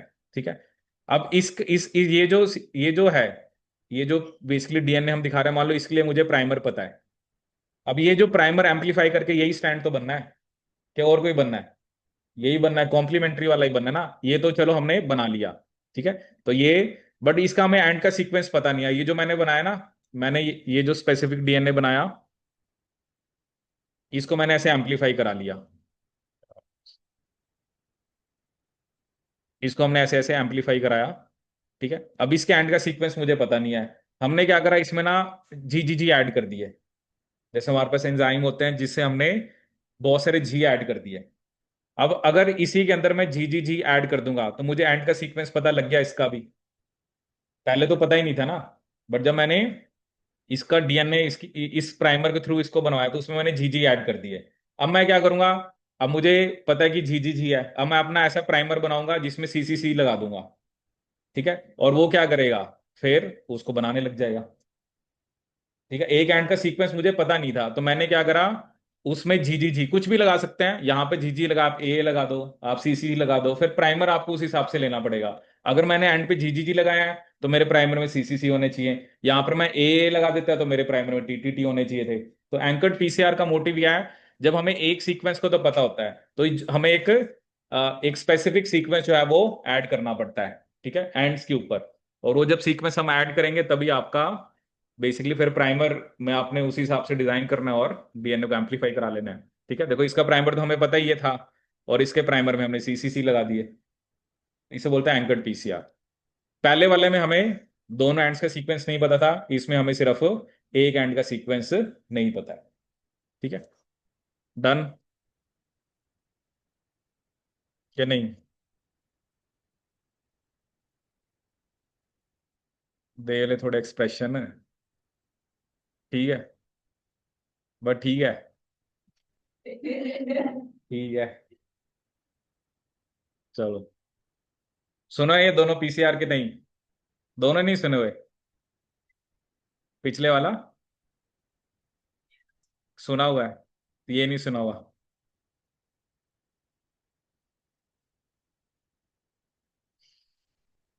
अब ये वाला एसिमेट्रिक पीसीआर, सुना हुआ एसिमेट्रिक पीसीआर। चलो देखते हैं। अब आप क्या चाहते हो कि ना मेरे पास सिर्फ एक ही स्टैंड डीएनए का बने। जैसे आपके पास है तो डीएनए डबल स्टैंडर्ड, बट जब हमें सीक्वेंसिंग करनी होती है तो हमें क्या चाहिए कि डीएनए सिंगल स्टैंड पता लग जाए, क्योंकि एक स्टैंड की सीक्वेंसिंग कर लेंगे तो दूसरे की तो वैसे ही पता लग जाएगी। ठीक है। अब हमने क्या करा, मतलब ये वाला स्टैंड मेरा टारगेटेड है। टारगेटेड का मतलब क्या है, मुझे इसकी कॉपीज चाहिए। टारगेटेड वाला स्टैंड का क्या मतलब है, मुझे जिसकी कॉपीज चाहिए। और नॉन टारगेटेड मतलब जिसकी मुझे कॉपीज नहीं चाहिए। ठीक है। अब मैं क्या करूंगा, मैंने ना प्राइमर यूज करने हैं, बट एक प्राइमर मैं लिमिटिंग यूज करूंगा, कम यूज करूंगा। दूसरा प्राइमर मैं क्या यूज करूंगा, ज्यादा। अब क्या होगा, अब आपने क्या करना है, जो रेड वाला है इसको देख के कौन सा बनना है, ब्लू वाला। ठीक है। अब जैसे मान लो ये रेड वाला है, इसको देख के ब्लू वाला बन गया, ये डबल स्टैंड बन गया। अब डबल स्टैंड दोबारा किस में कन्वर्ट होगा, सिंगल स्टैंड में। अब क्या ना, जो प्राइमर है वो मेरे पास है ही सिर्फ रेड के लिए, ब्लू वाले के लिए तो प्राइमर है ही नहीं। तो वो रेड वाले को देख के बार बार कौन से बनाता जाएगा, ब्लू वाले। और इस तरह से क्या होगा, उसका नंबर बढ़ जाएगा। ठीक है ना। जैसे आपने कहा कि ये एक रेड वाला है, ठीक है, और दूसरा कौन सा है, ब्लू वाला है। ठीक है। चलो स्टार्टिंग में थोड़ा बहुत तो है। आपने आपने इसके लिए प्राइमर लगाया, इसके लिए ब्लू वाला प्राइमर है, और इसके लिए कौन सा प्राइमर है, रेड वाला। ठीक है। मान लो जब फर्स्ट साइकिल की बात करते हैं, तो फर्स्ट साइकिल के बाद आपके पास क्या बनेगा, दो डीएनए बनेंगे। ठीक है। एक तो जैसे ये था, इसको देख के ब्लू वाला बन गया, इसको मैंने ऐसे ही बनाया कि इसको देख के ब्लू वाला बन गया। और ऐसे ये जो ब्लू वाला था, इसको देख के कौन सा बन गया, जो इसको भी ऐसे भी बना रहा हूँ कि ब्लू वाले को देख के भी कौन सा बना आपका, रेड वाला। ठीक है। मतलब हर बारी अगर आपको कॉपीज बनानी है तो आपको दोनों प्राइमर चाहिए। अब मान लो क्या होगा कि अब मान लो इसकी डीनेचुरेशन हो, इसकी भी इसकी भी डीनेचुरेशन हुई, इसकी भी हुई। अब आपने क्या कहा कि ब्लू वाले के लिए प्राइमर ही नहीं है। अभी दब दोनों अलग अलग होंगे ना, आपका रेड वाला अलग होगा, ब्लू वाला अलग होगा। मैं सिर्फ एक ही यहाँ पर बता रहा हूँ, जैसे ये रेड वाला अलग हो गया,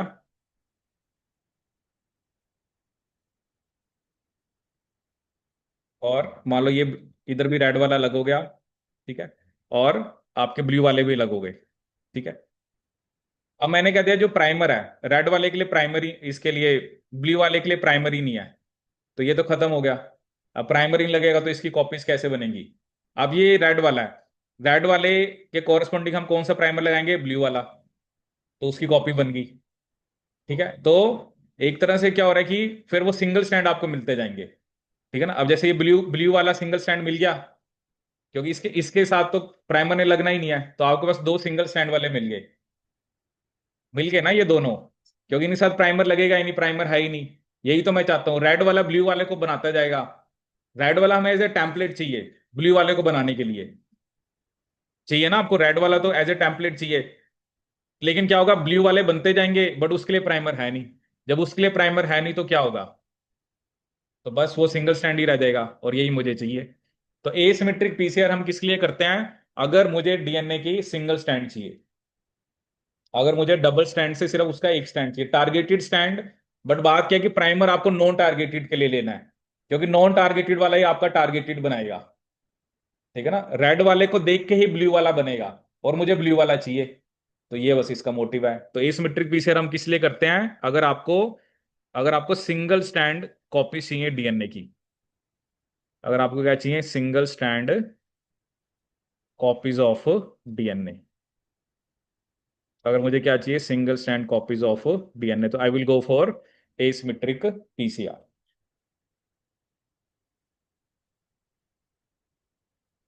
क्योंकि उससे क्या होता है ना, फिर हम सीक्वेंसिंग कर सकते हैं। क्योंकि आपके पास सिंगल स्टैंड कॉपीज आ गई तो you can use it for sequencing, या कोई भी पर्पस हो सकता है आपका। जैसे होता है ना, किसी का कोई पर्पस है कि उसको सिंगल स्टैंड ही चाहिए। जनरल तो पीसीआर में डबल स्टैंड ही बनेगा। आप क्या ही आप हम दो प्राइमर यूज कर रहे हैं, किस लिए दो यूज कर रहे हैं, ताकि आपको दो स्टैंड मिले। बिकॉज जनरली तो हमारी रिक्वायरमेंट यही होती है कि जो जीन ऑफ इंटरेस्ट है उसकी हमने एज सच कॉपीज बनानी है। बट किसी एक्सपेरिमेंट में अगर किसी रिसर्चर को सिंगल स्टैंड कॉपी चाहिए तो they can go for asymmetric PCR. बस कर क्या रहे हो आप, एक प्राइमर को ज्यादा डालेंगे, एक को कम डालेंगे। दोनों को हमने, वैसे तो नॉर्मल इक्वल डालने चाहिए दोनों, बट एक को लिमिट करके एक को अबेंडेंट करके आप सिंगल स्टैंड कॉपीज बना सकते हो कि नहीं। देखो सिर्फ पॉइंट्स याद रखने हैं बस, और कुछ नहीं है। ऐसा नहीं है कि आपको कोई सब्जेक्टिव पेपर दे के आना उसमें डिटेल में लिखना, आपको पता हो। अगर मैं इनवर्स पीसीआर की बात कर रहा हूं तो क्या करते हैं, अगर मैं एंकर्ड पीसीआर की बात कर रहा हूं तो क्या करते हैं, अगर मैं एसिमेट्रिक पीसीआर की बात करते हैं तो क्या करते हैं, बस इतनी इंफॉर्मेशन होगी बहुत है। ठीक है। बेसिक सा क्वेश्चन तो वैसे वही बनता है पीसीआर के ऊपर की, फॉरवर्ड प्राइमर, रिवर्स प्राइमर, या कई बार वो आपको स्पेसिफिक स्ट्रिंजेंसी पे क्वेश्चन दे सकता है। अभी करेंगे भी से एक दो क्वेश्चन। ठीक है। जैसे एक क्वेश्चन चलो मैं आपको कराता हूँ पहले ना, फिर हम बाकी पीसीआर पे आते हैं।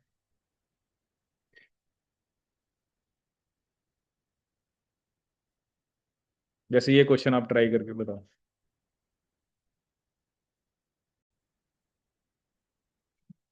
ठीक है, तो देखते हैं इस क्वेश्चन को हम कैसे करेंगे। क्वेश्चन ये दिया हुआ कि while performing PCR a student forgot to add one of the two primer. वैसे तो हमें कितने प्राइमर ऐड करने थे, दो। वो दोनों में से एक प्राइमर को डालना भूल गया। ठीक है, जैसे आप भूल जाते हो हैं। तो वो कहता है कितने सिंगल्स, क्या बता उसने सिंगल स्टैंड कॉपीज बनानी हो, और हमें लग रहा है वो भूल गया है। The number of molecule of single stand DNA produced after 25 PCR cycle. अब देखो मेरे पास जो डीएनए है वो, जैसे मैंने आपको दिखाया कि डबल स्टैंड है। ठीक है, जैसे एक स्टैंड ये है, ठीक है, और दूसरा स्टैंड फॉर एग्जांपल आपका ये है। अब प्राइमर तो आपने सिर्फ एक ही डाला है। ठीक है। अब वो डिपेंड करता है, वो तो किसी के लिए भी हो सकता है। अब जब, अब मान लो आपने प्राइमर इसके लिए डाला जो रेड वाला है। ठीक है, क्योंकि डालने तो वैसे दोनों के लिए थे, बट आपने स्टूडेंट फोर को to add one of the two primer. अब जब एक राउंड ऑफ रेप्लिकेशन होगी, क्योंकि रेड वाले के लिए प्राइमर आपने डाला है तो ब्लू वाला बनेगा, तो ब्लू वाला आपका बनेगा। ठीक है, तो ये तो डबल स्टैंड बन गया। और ये सिर्फ बस एक ही रह गया, क्योंकि इसके लिए तो प्राइमर है ही नहीं, तो एक सिंगल स्टैंड तो ये बन गया एक पीसीआर के बाद, कि नहीं। अब दोबारा पीसीआर होगा तो क्या होगा, फिर वही रेड वाला अलग, फिर रेड वाला अलग होगा, और आपका जो ब्लू वाला है वो अलग होगा।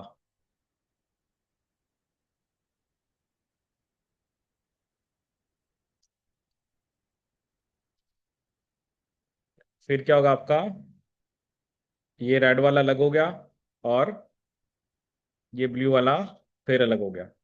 ठीक है। अब रेड वाले को देख के फिर ब्लू वाला बनेगा। तो दो साइकिल के बाद कितनी सिंगल स्टैंड आ गई, दो। ठीक है, तीन साइकिल के बाद, चार साइकिल के बाद, अब क्या होगा कि जब आपके पास 25 साइकिल्स हो जाएंगी, तब कितने होंगे, 25 ही होंगे। क्या आंसर होगा, 25 कि नहीं, क्योंकि हमें प्राइमर तो बता नहीं रखे ना कितने हैं, कि हमने जो एक प्राइमर ऐड करा है वो कितना है वो तो हमें पता नहीं, वो तो आगे भी चलता रहेगा। एक साइकिल के बाद एक ही सिंगल स्टैंड मिल रहा है, दो साइकिल के बाद दो मिल रहे हैं, अब तीसरी साइकिल जब होगी तब भी ये दोनों अलग होंगे। जिसके लिए प्राइमर है वो तो डबल स्टैंड ही है, जिसके लिए नहीं है वो सिंगल है। तो ऐसे ही 25 साइकिल के बाद कितने आपको सिंगल स्टैंडर्ड डीएनए मिलेंगे, 25। तो क्या आंसर होगा, 25। तो क्या था इसमें। ठीक है, वही है ना, स्टूडेंट कहते हैं हमने, हम एग्जाम की तैयारी करके गए, हमने पीसीआर पढ़ लिया है। पीसीआर वो है ही नहीं जो आप पढ़ के गए हो। वो पीसीआर थोड़ा है, बुक के अंदर नहीं बताया होता ना डिटेल में। डिटेल के लिए, डिटेल चलो एक अलग चीज होती है। अब इस टाइप का क्वेश्चन करने के लिए आपको अपना दिमाग चलाना पड़ता है, कि बेसिकली पीसीआर में हो क्या रहा है। ठीक है ना, थ्योरी तो वही है, यहाँ पर तो कुछ हमने इनवर्स पीसीआर एसिमेट्री की तो बात ही नहीं करी है। बट बात है कि हमारा दिमाग वहां पर चलता ही नहीं चलता है।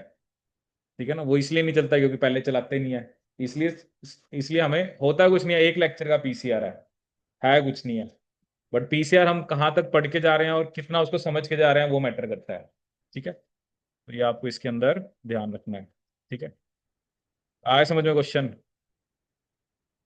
क्योंकि हमसे उन्होंने ये नहीं पूछना है कि एपरेटस कैसा होता है, क्या कुछ करना है, कुछ नहीं, हमें कुछ नहीं करना है, हमें सिर्फ बेसिक पीसीआर बताओ और उसके वेरिएंट्स बताओ।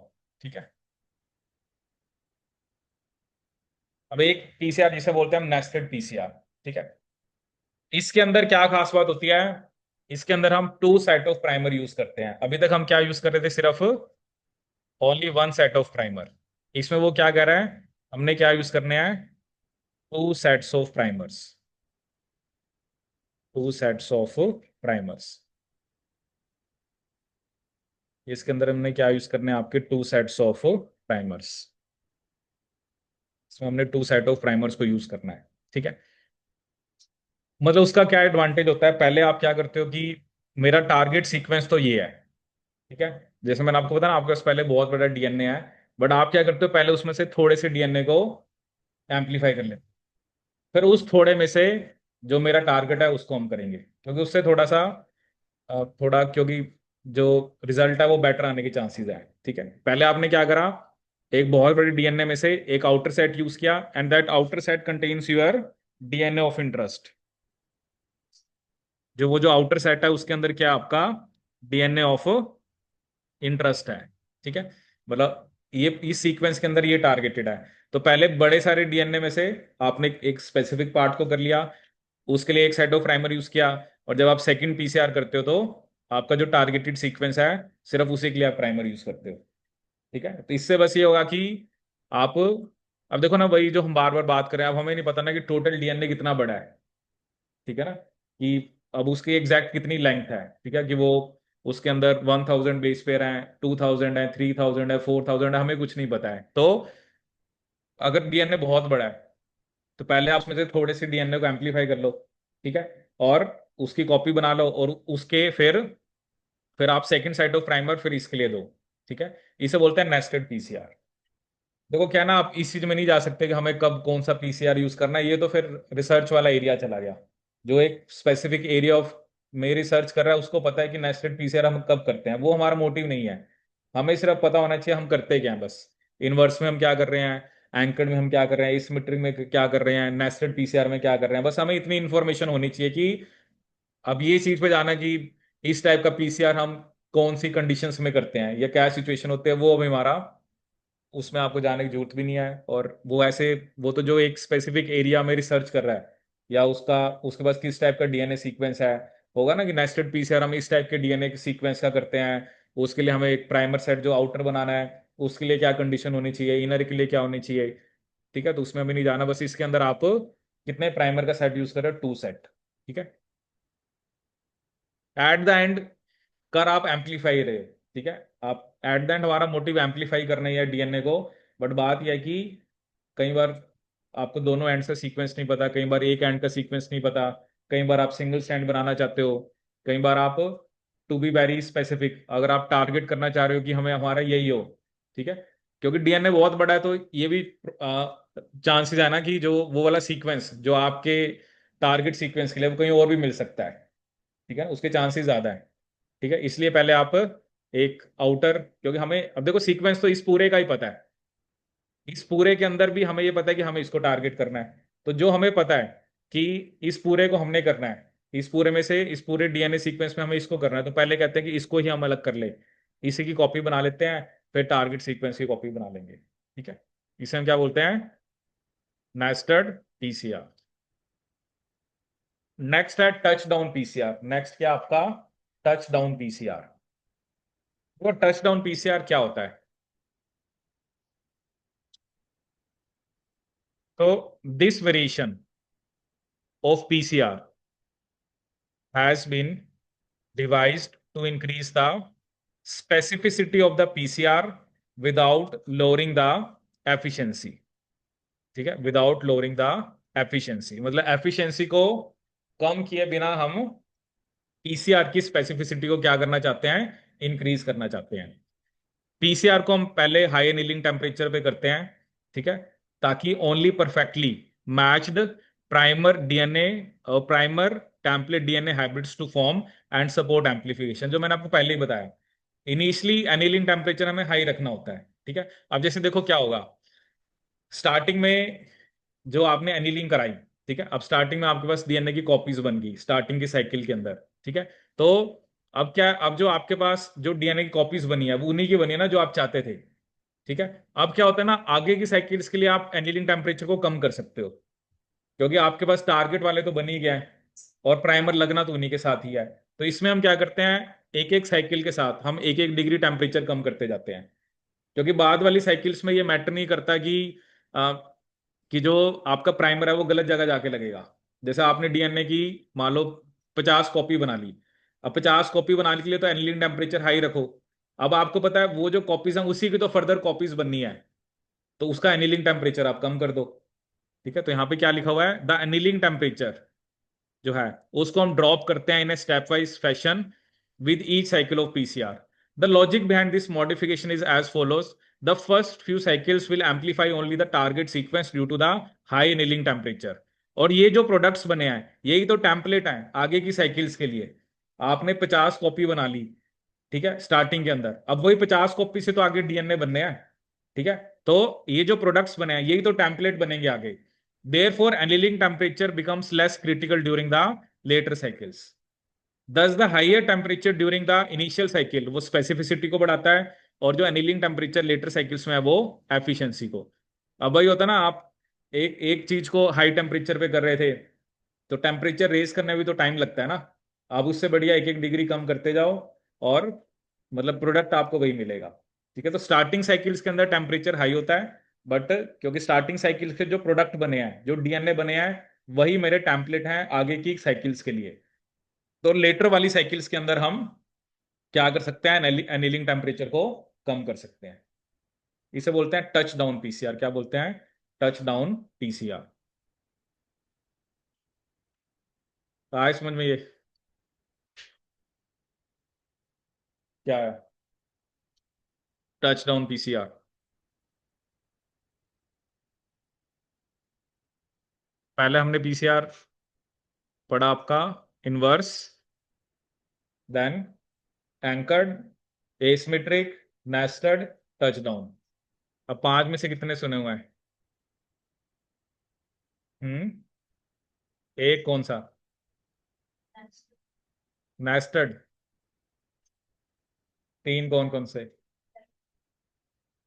अच्छा, एसिमेट्रिक नहीं सुना हुआ, चलो कोई नहीं। ये होता है ना, कई बार एग्जाम्स में ऐसे क्वेश्चन आ जाए तो एटलीस्ट थोड़ी सी बेसिक हमें पता हो, ठीक है ना। लेकिन जिस टाइप का क्वेश्चन हमने किया, जिसमें हमें उसने हमसे सिंगल स्टैंड पूछे, वहां के लिए तो कोई पीसीआर की बस इतनी नॉलेज कि हाँ भाई अगर डीएनए कैसे एम्पलीफाई करता है। अब देखो हमें एक कंसेप्ट समझने को मिला ना, अगर हम एक प्राइमर ऐड कर रहे हैं तो क्या हो रहा है, ठीक है। और ये था ना, अब हमें उसने ये नहीं मेंशन कर रखा था कि कितने प्राइमर हैं। अगर तो ये कह देता कि आप प्राइमर का नंबर भी कुछ फिक्स होता, तो फिर तो हम, क्योंकि वो जो डबल स्टैंड भी लास्ट में बन रहा है वो भी तो बाद में सिंगल ही हो जाएगा ना। बट अभी वो रोक नहीं रहे हम हर एक साइकिल के बाद एक एक ही सिंगल स्टैंड की बात कर रहे हैं, 25 के बाद 25। डन। और ये सभी क्वेश्चन जो हैं ये एग्जाम के क्वेश्चंस हैं, ठीक है। वो आप लोगों को नहीं पता होते, बस हमें पता होते हैं, और इसी हिसाब से थ्योरी को प्लान किया जाता है, ठीक है। थ्योरी वही है, थ्योरी में कोई चेंज नहीं होता इतना। बट बात क्या होता है कि एग्जामिनर जो क्वेश्चंस फ्रेम कर रहा है, ठीक है ना, each and every time they ask something different. But वही है ना कि पुरानी चीजें करके जाते हैं तो आपके दिमाग में थोड़ा सा फिर दिमाग पे पेपर में तभी जाके चलता है, ठीक है। अब एक है hot start PCR. Hot start PCR क्या होता है, ये सुना हुआ है? देखो है कुछ नहीं, आप ये तो देख रहे होगे ना, कुछ ऐसा खास नहीं है, क्योंकि हम हमें सिर्फ एक पीसीआर के वेरिएंट्स हैं, ठीक है। उस वेरिएंट्स को अगर नाम आए तो बस हमें पता हो कि हम इसको कहाँ पे यूज करते हैं, बस, ठीक है। कुछ ज्यादा कॉम्प्लिकेटेड नहीं है, और बेसिक से क्वेश्चन आएगा, ठीक है। अब वही होता है ना, पहले पेपर में कई बार ऐसे क्वेश्चन नहीं आते थे, प्राइमर डिजाइन करने वाला फॉरवर्ड रिवर्स बताओ, है कुछ नहीं। बट बात क्या है कि जब तक मुझे नहीं पता है, जब तक मुझे नहीं पता कि फॉरवर्ड और रिवर्स प्राइमर क्या होता है, तब तक मेरे लिए वो चीज बहुत मुश्किल है। मुझे आती नहीं है तो फिर तो मैं क्वेश्चन ही नहीं करूंगा, बट मुझे पता लग गया, उसके बाद चाहे आप जितने क्वेश्चन करो उस पर बेस्ड, ठीक है। तो इंफॉर्मेशन होना और इंफॉर्मेशन को याद रखना, ठीक है। एक तो पहले इंफॉर्मेशन हमें दी जाती है, बट प्रॉब्लम यह है कि स्टूडेंट्स उसको याद नहीं रख पाते हैं। ठीक है, वो याद क्यों नहीं रख पाते हैं वो स्टूडेंट्स को ही पता है कि नहीं। याद रखने के लिए तो आपको पढ़ना पड़ेगा। ठीक है, देखो कंपटीशन का सीधा सा एक रूल है, आपको क्या अच्छा लगता है क्या अच्छा नहीं लगता है, पेपर उस हिसाब से नहीं आता है। ठीक है, आपको मैं यहाँ पे इंफॉर्मेशन दे रहा हूँ, ठीक है, और मैं यही एक्सपेक्ट करूंगा कि एग्जाम में वो चीज आए तो आप करके आओ। ठीक है, अब वो आपके ऊपर, ऐसा नहीं है कि अब किसी को लगेगा यार पीसीआर तो मुझे समझ ही नहीं आया। ठीक है, होता है, ऐसा कोई बड़ी बात नहीं है। ये भी आपको ही पता होना चाहिए। मेरा काम तो है क्या, बताना कि पेपर में ये चीज आती है। ठीक है, मैं आपको इन्फॉर्मेशन दे सकता हूँ। इसके अलावा क्वेश्चन का कैसा, किस लेवल का आना है, ठीक है, किस टाइप का पूछ सकता है, वो किसी को नहीं पता। ठीक है, क्योंकि हमें तो जितनी नॉलेज है, हमारे से ज्यादा नॉलेज तो बहुतों के पास है ना। मान लो एक बंदा काम ही इनवर्स पीसीआर पे कर रहा है, नेस्टेड पे कर रहा है, वो तो कुछ भी बना देगा। तो हम वहां तक तो जा ही नहीं सकते। हाँ ये है कि चलो, जो हमारे पास एक नॉलेज है उतनी हमें पता हो, अगर वो क्वेश्चन आया और जितनी नॉलेज मेरे पास है, अगर वो अप्लाई हो सकती है तो क्यों ना वहां पर वो होनी चाहिए। क्योंकि वो नहीं हुई फिर गलत है। ठीक है ना, किसी एग्जामिनर ने क्वेश्चन बनाना है, आपको कहा कि आप, हर एक पर्सन का एक एक रिसर्च एरिया होता है जो क्वेश्चंस को बना रहे हैं। तो हम हर एक के पीछे तो भाग नहीं सकते। हमने तो एक बेसिक से इंफॉर्मेशन है जो एक बुक के अंदर है, हमें बस उसको समझना है। ठीक है, जैसे मैं आपको स्ट्रिंजेंसी का कंसेप्ट बताया, अगर हमें पता ही नहीं है स्ट्रिंजेंसी क्या होती है, हमें ये चीजें नहीं पता, ये चीजें बुक्स में है। ये चीजें ऐसी नहीं है कि आप सोच रहे हो कि एक एक कोई कोई रिसर्च पेपर या कोई कुछ कहीं और की नॉलेज है, ये बेसिक नॉलेज है जो हमें बुक्स में दी होती है। ठीक है, वो अलग बात है कि हमने उसको कितना डिटेल में पढ़ा हुआ है या कितना उसको नहीं पढ़ा हुआ है। ठीक है, तो चलिए देखते हैं हॉट स्टार्ट पीसीआर। इसमें वो क्या कर रहा है कि हम एक आधा कंपोनेंट ना डालते ही नहीं है। जैसे मैंने आपको कहा था कॉकटेल बनानी है, सारा कुछ इकट्ठे दे देना है, डीएनए टैम्प जो भी होता है। हमने तो थोड़ी बहुत बात करी ना कि हम हमें तो वहां पे डीएनए दिखता है, हमें वहां पे दिख रहा है पॉलीमरेज ऐड करना है, प्राइमर ऐड करने हैं, न्यूक्लियोटाइड्स ऐड करने हैं। ठीक है ना, बफर की भी कॉम्पोजिशन हो सकती है, उसमें कुछ मैग्नीशियम है, कोई सॉल्ट है। ठीक है, जैसे मैंने अभी आपको बताया था कि हाई टेम्परेचर लो सॉल्ट, तो कोई ना कोई सॉल्ट भी होना चाहिए। ठीक है ना, क्योंकि वो और फैक्टर्स हो सकते हैं ना कि वो डीएनए कि जब प्राइमर बनना है तो क्या उसमें सोल्ट का कोई रोल है या नहीं है। ठीक है, तो वो कह रहे हैं कि जब हम हॉट स्टार्ट पीसीआर करते हैं, एक आधा कंपोनेंट मैग्नीशियम टैग पॉलीमरेज वो हम मिक्सर मिक्सचर में डालते ही नहीं है। ठीक है, हमने कहा कि चलो अभी हम एक आधा कंपोनेंट रहने देते हैं। जैसे उसका लॉजिक बता रहा है, कहते हैं जब आप हीट कर रहे हो कौन से टेम्परेचर पे, डीनेचुरेशन टेम्परेचर। जब डीनेचुरेशन टेम्परेचर तक पहुंच जाते हो, फिर हम रिएजेंट को ऐड कर देते हैं बाय ओपनिंग देयर टॉप्स। ठीक है, कहता लॉजिक ये है, अब आपके पास एक डीएनए का सैंपल है, अभी तो सब कुछ रूम टेम्परेचर पे है ना। ये थोड़ा कि वो तो मशीन में डालेंगे तब जाके चीजें, आप उसका टेम्परेचर 95 पे जाएगा। वो कहता है कि जो मोस्ट डीएनए सैंपल्स होते हैं उसमें कुछ ना सिंगल स्टैंडर्ड डीएनए पहले से ही होता है। मान लो कोई पोर्शन सिंगल स्टैंड का है, तो क्या होता है कि प्राइमर तो आपने डाल ही दिया है, वो प्राइमर उस सिंगल स्टैंड पोर्शन के साथ गलती से जाके लग गया। और जो डीएनए पॉलीमरेज है वो रूम टेम्परेचर, ये जो टैग पॉलीमरेज है ये थोड़ा बहुत रूम टेम्परेचर पे भी काम करता है। वो प्राइमर उस सिंगल स्टैंडर्ड पोर्शन से लगा और डीएनए पॉलीमरेज ने एम्पलीफिकेशन करनी स्टार्ट कर दी रूम टेम्परेचर पे ही। अभी तो हमने पीसीआर स्टार्ट ही नहीं करा, अभी जो मिक्सचर बनाया वो तो रूम टेम्परेचर पे ही बनाया ना, सब कुछ आपको कहा है कि करो। ये थोड़ा है कि 95 डिग्री पे जाके आप बना रहे हो, आपने तो रूम टेम्परेचर पे सब कुछ डालना है। ये रूम का टेम्परेचर है, यहीं पर आप जो भी कॉकटेल बना रहे हो जिसमें सब कुछ ऐड कर रहे हो। तो कई बार डीएनए में सिंगल स्टैंड पोर्शन होने की वजह से क्या होता है कि प्राइमर उस सिंगल स्टैंडर्ड पोर्शन से जाके लग गए, और उन्होंने, क्योंकि टैग टैग पॉलीमरेज की थोड़ी बहुत एक्टिविटी रूम टेम्परेचर पे भी होती है, वैसे मैक्सिमम 72 के ऊपर होती है, इसलिए मैंने एम्पलीफिकेशन 72 के ऊपर कराई है। ठीक है, तो उनको एक्सटेंड करेगा, क्योंकि टेम्परेचर तो अभी डीनेचुरेशन तक पहुंचा ही नहीं है, और उससे पहले उसने कुछ स्पूरियस ऐसे कुछ सीक्वेंसेस बना दिए। तो आप टैग पॉलीमरेज डालो ही ना, बाद में डाल देंगे जब डीनेचुरेशन कंप्लीट हो जाए। ठीक है, तो इसका मेन मोटिव क्या है, मैं नॉन स्पेसिफिक एम्पलीफिकेशन को रोकना चाहता हूं। ठीक है, तो टैग पॉलीमरेज रूम टेम्परेचर पे भी एक्टिविटी दिखाता है। अभी तो आप कॉकटेल बना ही रहे थे, आपने मिक्सचर में सब कुछ डाला, क्योंकि डीएनए के अंदर कुछ पोर्शन सिंगल स्टैंडर्ड था, मेरे प्राइमर वहां जाके लग गए, और जब मेरा प्राइमर वहां पे जाके लग गया तो डीएनए पॉलीमरेज जो है, टैग पॉलीमरेज है, वो थोड़ी बहुत एक्टिविटी दिखाता है। ठीक है ना, हमें तो थर्मोस्टेबल चाहिए था कि हाई टेम्परेचर पे ना खराब हो, बट जब आपने उसको मिक्सचर में डाल दिया तो वो भी। ठीक है, तो इसमें एक कंडीशन हो सकती है कि जब मैं जिस डीएनए को एम्पलीफाई कर रहा हूं, अगर उसके अंदर कोई सिंगल स्टैंडर्ड पोर्शन है ही नहीं, तब तो, तब ठीक है, तब तो प्राइमर तो फिर डीनेचुरेशन के बाद ही लगेगा, क्योंकि only after denaturation single stranded DNA will be produced. But if your DNA, you want to amplify DNA, but already अगर उसके अंदर कोई इधर उधर कोई पोर्शन सिंगल स्टैंडर्ड है, ठीक है, क्योंकि रूम टेम्परेचर है, अभी टेम्परेचर भी हाई नहीं है, वो कहीं भी जाके प्राइमर लग सकता है, क्योंकि एनिलिंग टेम्परेचर भी अभी आपका हाई तो है नहीं कि वो स्पेसिफिक जगह पे जाके लगे। रूम टेम्परेचर पे तो प्राइमर इधर उधर जाके लग सकता है, और इधर उधर जाके लग गया तो फिर वो एम्पलीफिकेशन स्टार्ट कर देगा, और यू विल गेट मतलब undesired, you will not get the, आपके पास कुछ ना कुछ डिजायर्ड सीक्वेंसेस, अभी डिजायर्ड तो चलो बाद में मिलेंगे, अनडिजायर्ड सीक्वेंसेस आपको मिलेंगे, ठीक है। इसे हम क्या बोलते हैं, हॉट स्टार्ट पीसीआर, क्या बोलते हैं, हॉट स्टार्ट पीसीआर, ठीक है। नेक्स्ट है आरटीपीसीआर, ठीक है। अभी कोविड में हम बार बार आरटीपीसीआर की बात कर रहे थे, इसे बोलते हैं रिवर्स ट्रांसक्रिप्टेज पीसीआर। इसमें हम आरएनए से डीएनए बनाते हैं, और फिर हम उसको क्या करते हैं, चेक करते हैं, ठीक है। जैसे इसमें होता है ना, आपने आपने आरएनए के अगेंस्ट प्राइमर दिया, फिर डीएनए सिंगल स्ट्रैंड बना, फिर डबल स्ट्रैंड बना, ठीक है। तो इसमें आप देखिए क्या लिखा है, the thermostable polymerase used in the PCR requires a DNA template and hence limited to the amplification of DNA samples, ठीक है। बट बहुत सारे इंस्टेंस हमारे सामने ऐसे आते हैं जहां पर हमें आरएनए की एम्पलीफिकेशन करनी होती है। जैसे कोविड वाला जो वायरस था, उसमें था ही आरएनए, तो मुझे डिटेक्ट ही आरएनए को करना है। तो फिर, क्योंकि पीसीआर एक ऐसी टेक्निक है, देखो क्या होता है ना, इसमें आप किसी भी अभी तो सिर्फ आप इसकी बात करो ना, अभी तक हम ये बात करते हैं हमें डीएनए की कॉपीज बनानी है।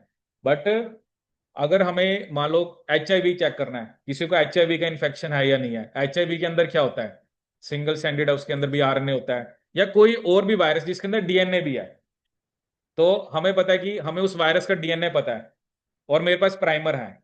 अगर तो डीएनए की कॉपीज बन रही हैं, एक पेशेंट से सैंपल लिया और उसका पीसीआर कराया, नॉर्मल पीसीआर कराया, मान लो उसका उस वायरस का जीनोम डीएनए है, और अगर कॉपीज बन रही हैं, इसका मतलब उस पर्सन को उस वायरस का इन्फेक्शन है। तो ये भी हमें पता लग सकता है, ठीक है ना। ऐसा नहीं है कि सिर्फ एम्पलीफाई कर रहे हैं, अगर ये हम पीसीआर को डिटेक्शन पर्पस के लिए भी यूज करते हैं। जैसे अभी हम एचआईवी और कोविड के लिए तो आरटीपीसीआर है, बट किसी वायरस का जीनोम डीएनए भी है, या आपने कुछ चेक करना है कि इसमें वो बैक्टीरिया है या नहीं है, तो आप उसको उसको डिग्रेड करो, उसके अंदर डीएनए को, और अपना प्राइमर डालो। अगर तो कॉपीज बनी, इसका मतलब पर्सन को उस पर्टिकुलर बैक्टीरिया का भी हो सकता है, वायरस का इन्फेक्शन है, ठीक है। So, for example, in analysis involving the differential expression of gene in tissues, जो मैंने आपको बताया था माइक्रो एरे, या आप अलग अलग जीन्स के एक्सप्रेशन को स्टडी करना चाहते हो टिश्यूज के अंदर ड्यूरिंग डेवलपमेंट, और द क्लोनिंग ऑफ डीएनए, ये भी मैंने आपको बताया था कि हम एमआरएनए से क्या बना ले सकते हैं, सीडीएनए। दो टाइप की लाइब्रेरी बताई थी, एक होते हैं जिनोमिक, एक होती है सीडीएनए। सीडीएनए लाइब्रेरी बनाने के लिए आपको आरएनए से डीएनए बनाना पड़ेगा। In order to apply PCR methodology to the study of RNA, RNA को पहले हमें रिवर्स ट्रांसक्राइब कराना पड़ेगा डीएनए के अंदर, to provide the necessary DNA template for the thermostable polymerase. कराना हमने पीसीआर ही है, बट पहले आपको आरएनए से डीएनए बनाना पड़ेगा, फिर आप उसकी कॉपीज बनाओगे, क्योंकि जो डीएनए पॉलीमरेज है वो तो आरएनए पे एक्ट ही नहीं करेगा ना। पहले आप आरएनए लो, जैसे जिसको कोविड का इन्फेक्शन हुआ था, पहले उसे आरएनए लिया, पहले उसके आरएनए से डीएनए बनाया, ठीक है।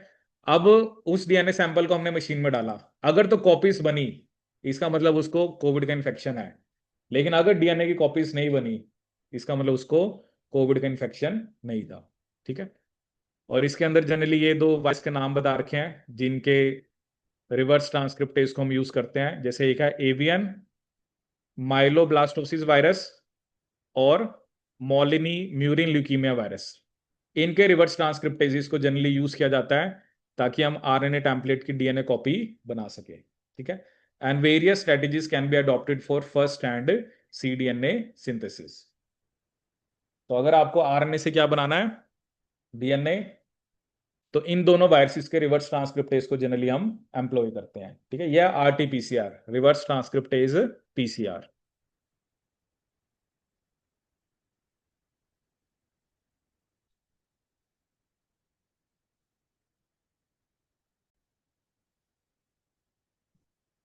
क्योंकि ये बार बार स्टूडेंट को ये बताया था, जो भी आप नोटबुक में लिखते हो उसकी आपको समझ होनी चाहिए, ठीक है ना। ये नहीं है कि आपने लिख तो बहुत कुछ लिया, नोट्स बना रखे हैं, बट पता है नहीं मैंने क्या लिखा होगा। ठीक है, तो जिस चीज को पढ़ें उसकी समझ हो। ठीक है, और जब चीजों की समझ बनती है ना, तभी सब्जेक्ट में इंटरेस्ट बनता है। अगर आप चीजों को समझने की कोशिश नहीं करो, अब है तो चलो एज ए, मान लो है तो रट्टा ही कहोगे, तो रटने वाला ही है।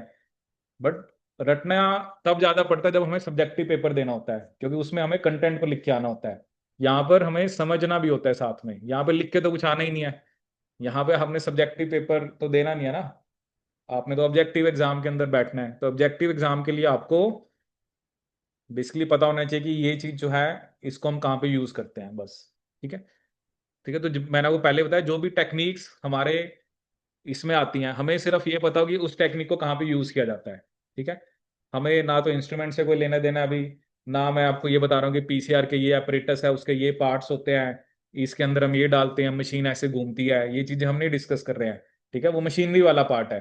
ठीक है, मशीन अभी हम यहाँ चला नहीं रहे हैं, वो तो मशीन ऑटोमेटिक होती है, आपको बताएगा यहाँ पे सैंपल डालना है, जो जो चीजें उसमें सेट करनी है, बस वो चलाता जाएगा, लास्ट में डीएनए मिलेगा, उसको निकालो, बस। वो तो एक मशीन का पार्ट है। ठीक है, वो चलाना वो अलग बात है, वो तो आप जब पीसीआर पे काम करोगे तो वो तो आप तभी चलाओगे। ठीक है, मैं तो सिर्फ आपको पीसीआर के टाइप्स के बारे में बता रहा हूँ। ठीक है, और नई नई बनती रहती हैं, लोगों ने कुछ एक करा हो, कहते ये नाम रख दो, नाम रखने में क्या है, ऐसे तो पता नहीं, आप पीसीआर ढूंढने बैठोगे ना। अभी तो मैं बेसिक बता रहा हूँ, आप लिस्ट, अगर आप टाइप्स ऑफ पीसीआर के लिस्ट डालना, पता नहीं क्या क्या मिलने लग जाएगा आपको। ठीक है, जो अभी ये तो जनरल नेम्स हैं अभी। ठीक है, तो आप सोचो कि जो नाम जनरल बुक्स में नहीं है, वो काले कितने सारे नाम होंगे। ठीक है, चलिए अब हम बात करेंगे real time PCR. Real time, real क्या होता है? रियल टाइम पीसीआर की क्या खास बात है?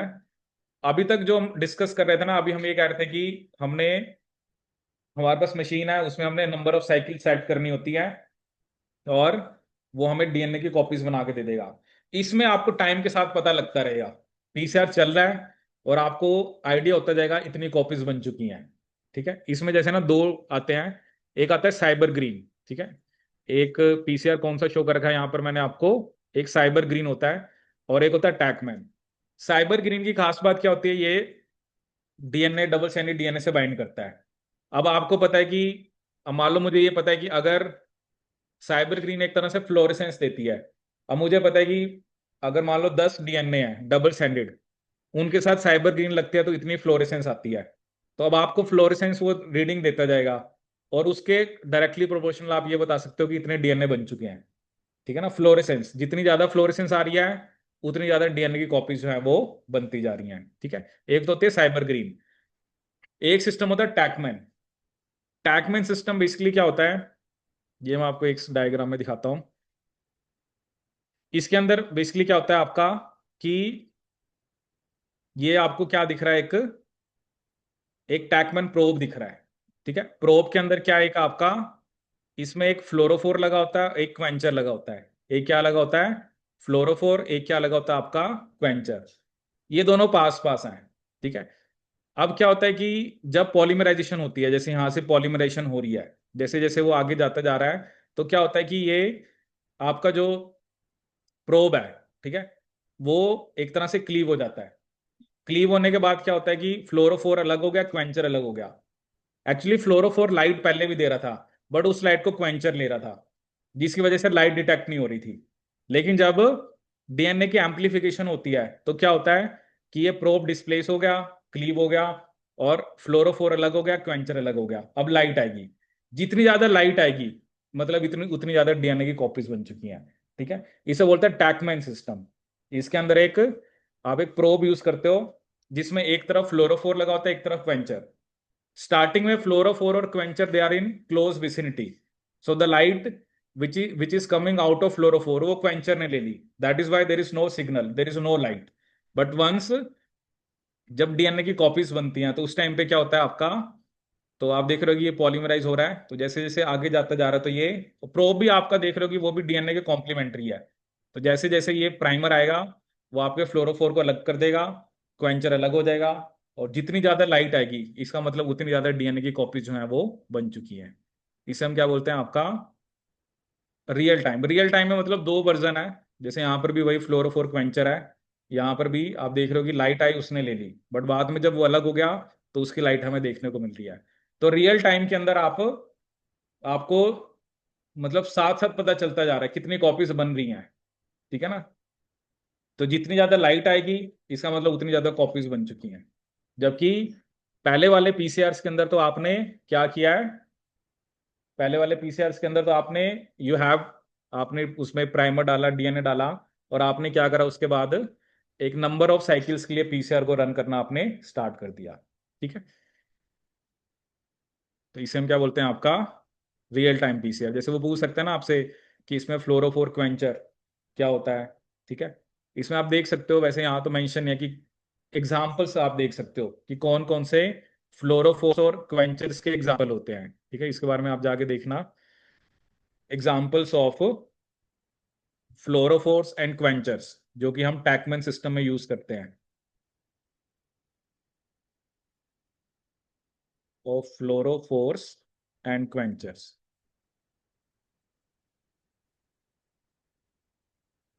एंड क्वेंचर्स, जिसको हम रियल टाइम पीसीआर के अंदर यूज करते हैं।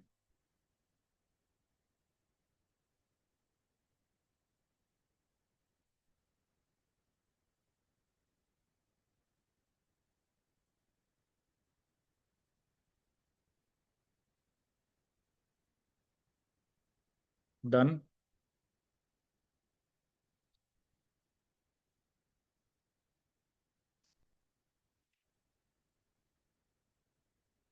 ठीक है, एक हमें कौन सा पीसीआर बता रखा है यहाँ पे, लॉन्ग एक्यूरेट पीसीआर। कौन सा पीसीआर है, बस इसमें दो तीन ही है, एक लॉन्ग एक्यूरेट है, एक मल्टीप्लेक्स है, और एक लैम्प। ये दो तीन ही पीसीआर आपके रह गया है। अब लॉन्ग एक्यूरेट में हमें क्या इंफॉर्मेशन दे रहा है,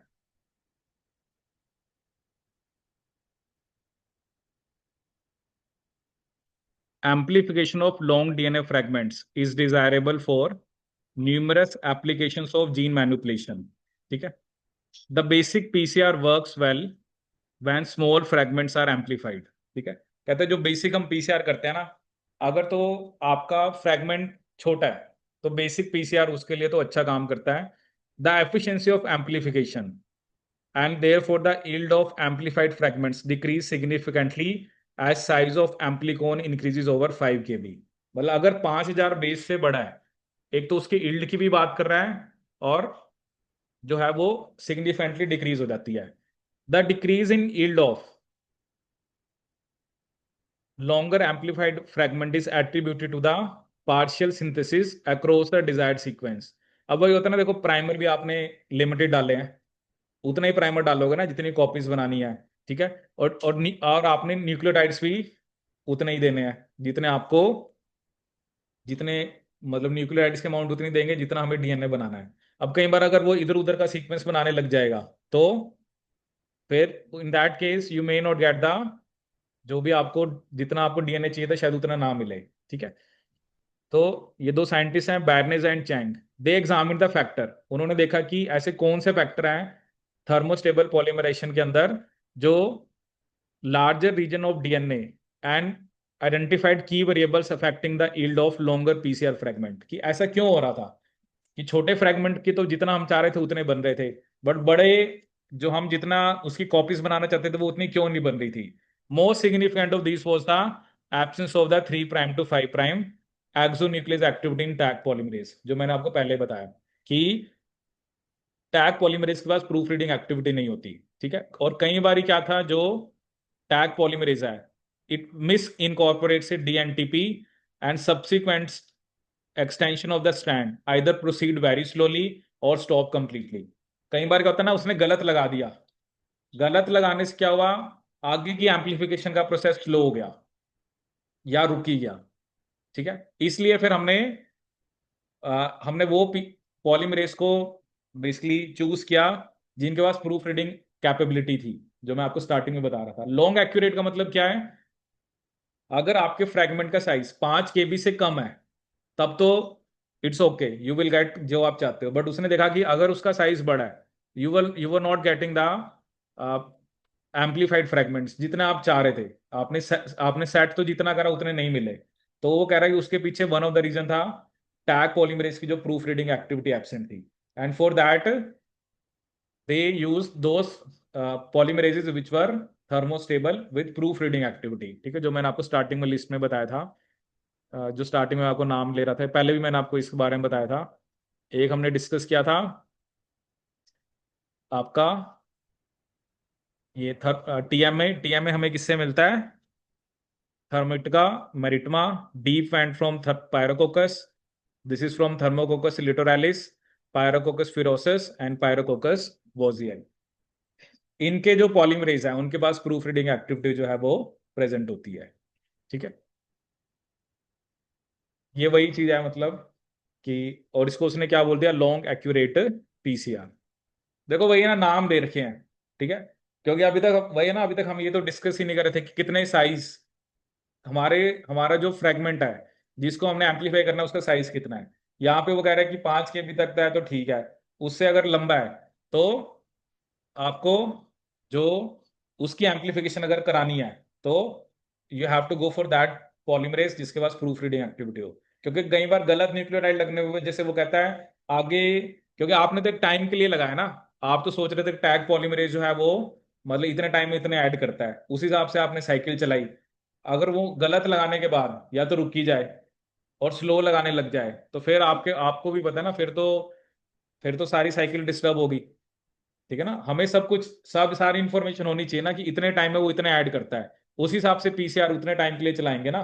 एक साइकिल कितने टाइम के लिए चलानी है, दूसरी साइकिल कितने टाइम के लिए, मशीन के अंदर तो सब कुछ आपको इन्फॉर्मेशन देनी पड़ेगी ना। या तो पूरा टाइम सेट कर दिया इतने घंटे चलानी है, तो उसमें हम एक्सपेक्ट कर रहे हैं ना कि इतने टाइम में हमें ये दे देगा। ठीक है, लेकिन अगर वो बीच में रुक गया और स्लो कर दिया तो फिर you will not get the, ऐसे नहीं कि वगैरह एम्पलीफिकेशन नहीं हो रही है, वगैरह ईल्ड कम हो रही है। बड़े जो प्रोडक्ट्स होते हैं उनकी ईल्ड कम होते हैं, ईल्ड कम होना और प्रोडक्ट ना बनने में फर्क है। मैंने कहा था 100 बनने चाहिए थे, 100 की जगह 90 बने हैं, 80 बने हैं, तो इसका मतलब ये नहीं है कि नहीं बने हैं। तो वो कम इसलिए बन रहे थे क्योंकि जो टैग पॉलीमरेज था उसके पास प्रूफ रीडिंग एक्टिविटी आपकी नहीं थी। ठीक है, ठीक है। अब नेक्स्ट इसके अंदर क्या आपका मल्टीप्लेक्स पीसीआर।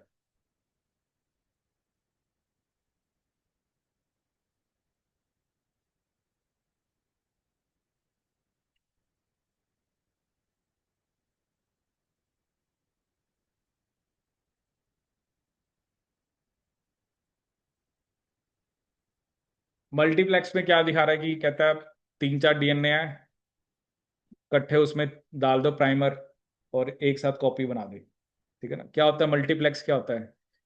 जब मूवी देखने जाते हैं कहते हैं ना मल्टी सिनेमा है, मल्टीप्लेक्स है जहां पर एक साथ बहुत सारी मूवीज लगी होती हैं। ठीक है, इसी तरह से मल्टीप्लेक्स के अंदर आपने, आप बहुत सारे डीएनए की एक साथ कॉपीज बनाना चाहते हो, प्राइमर तो स्पेसिफिक ही होंगे, तो आपने डीएनए भी अलग अलग डाले और प्राइमर भी उनके लिए डाल दिए, और वो आपको कॉपी बना के दे देगा। इसको क्या बोलते हैं?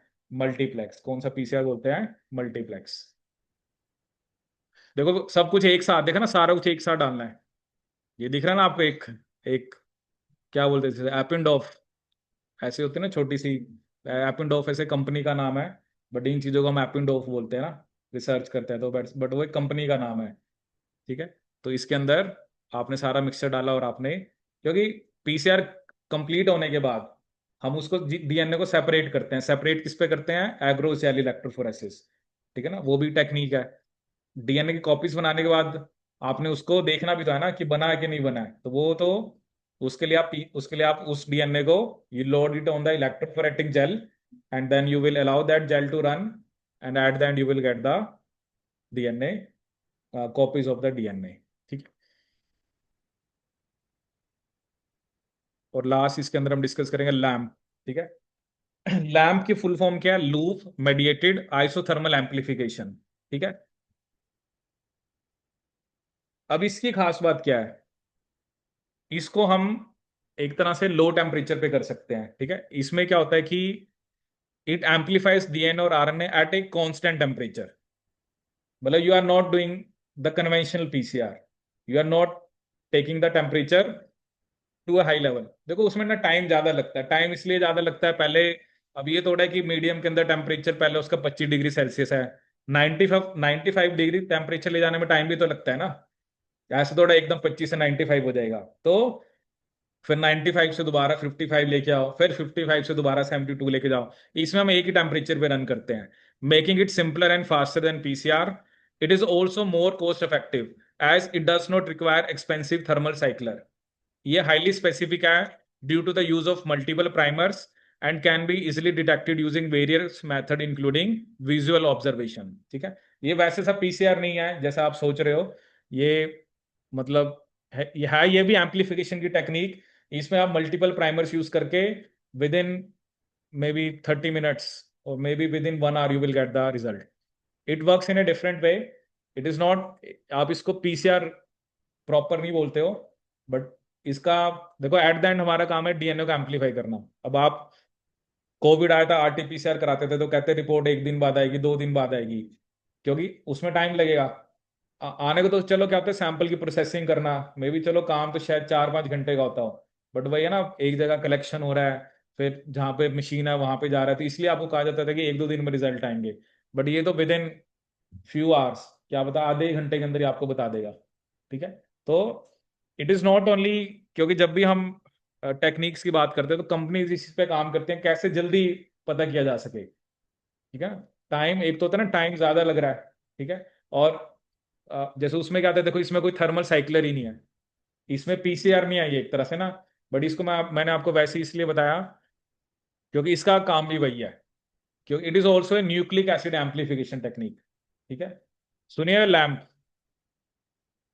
मैं वही बता रहा हूँ ना, ये जो एरिया ऑफ रिसर्च है, जैसे कोई पर्सन अगर इस पे काम करा तो उसको पता है लैम्प क्या है। मुझे भी किसी ऐसे किसी से पता चला था, तो मैं कहा ये क्या टेक्निक होती है, फिर मैंने थोड़ा सा इसके बारे में पढ़ा, तभी मैंने आपको बताया।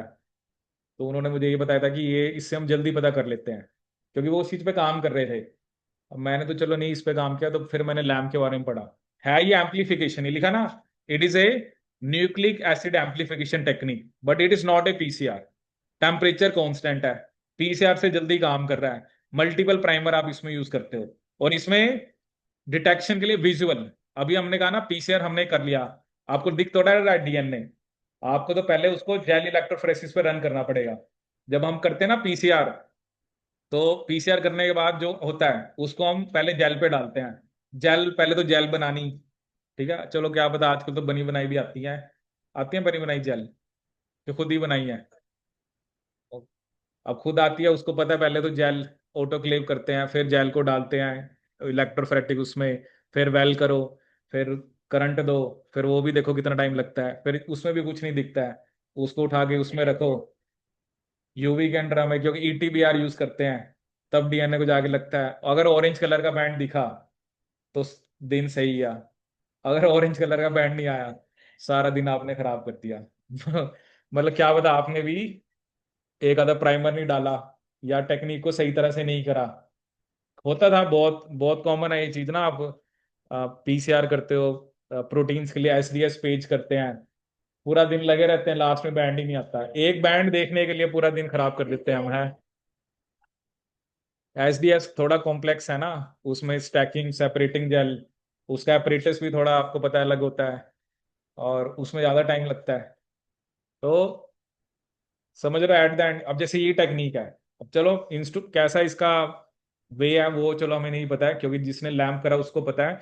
बट एक कांस्टेंट टेम्परेचर पे आप कर रहे हो, वहां पर आप डीनेचुरेशन टेम्परेचर अलग, एनीलिंग अलग, एक्सटेंशन अलग, इसमें आपने एक टेम्परेचर उठाया, उसी के ऊपर आपने क्या कर दिया, उसी पे आप कर रहे हो, और आपको रिजल्ट जो है वो विजुअली दिखेगा। ठीक है, तो कंपनीज इस चीज पे काम करती है ना, जो बड़े बड़ी कंपनीज हैं, they are doing these things, क्योंकि रिजल्ट फास्टर आना चाहिए। डॉक्टर ने कहा कि मुझे अभी 30 मिनट में रिजल्ट चाहिए, वही ना। अब वही होता है ना, साइंटिस्ट उस चीज को मतलब क्या ना, उस चीज को सॉल्व करने की कोशिश करते हैं। ठीक है ना, एक तो होता है कि टेक्निक की सेंसिटिविटी है, कई बार आपने एक टेस्ट कराया, आपको डॉक्टर ने कहा वो सस्ता टेस्ट था, तो उसमें कुछ आया ही नहीं, जबकि सिम्टम्स कह रहे हैं कि कुछ है, वो कहते हैं दूसरा टेस्ट कराओ, क्योंकि सेंसिटिविटी भी मैटर करती है। सेंसिटिविटी इस कॉन्टेक्स्ट में देखते हैं कि अगर मुझे किसी को डिटेक्ट करना है, कौन सी टेक्निक मुझे कम से कम, मतलब नैनोग्राम लेवल्स तक भी मुझे बता सकती है। एक टेक्निक ऐसी है, वो मुझे तभी बताते हैं जब हमारे अंदर वो मिलीग्राम लेवल्स में है या माइक्रोग्राम है। अब मिली माइक्रो तो नैनो से मतलब 1000 टाइम्स बड़ा है, और एक चीज मुझे नैनोग्राम लेवल में डिटेक्ट करनी है, तो ये फर्क है। तो ये एक टेक्निक होती है लैम। ठीक है, तो ये हो गया आपके टाइप्स ऑफ पीसीआर। ठीक है, इसमें कुछ क्वेश्चंस है वो मैं आपको भेजूंगा, आप और ट्राई करना। ठीक है, तो चलिए एक बार देख लेते हैं। तो पीसीआर में हमने सबसे पहले क्या बात की, पीसीआर होता क्या है।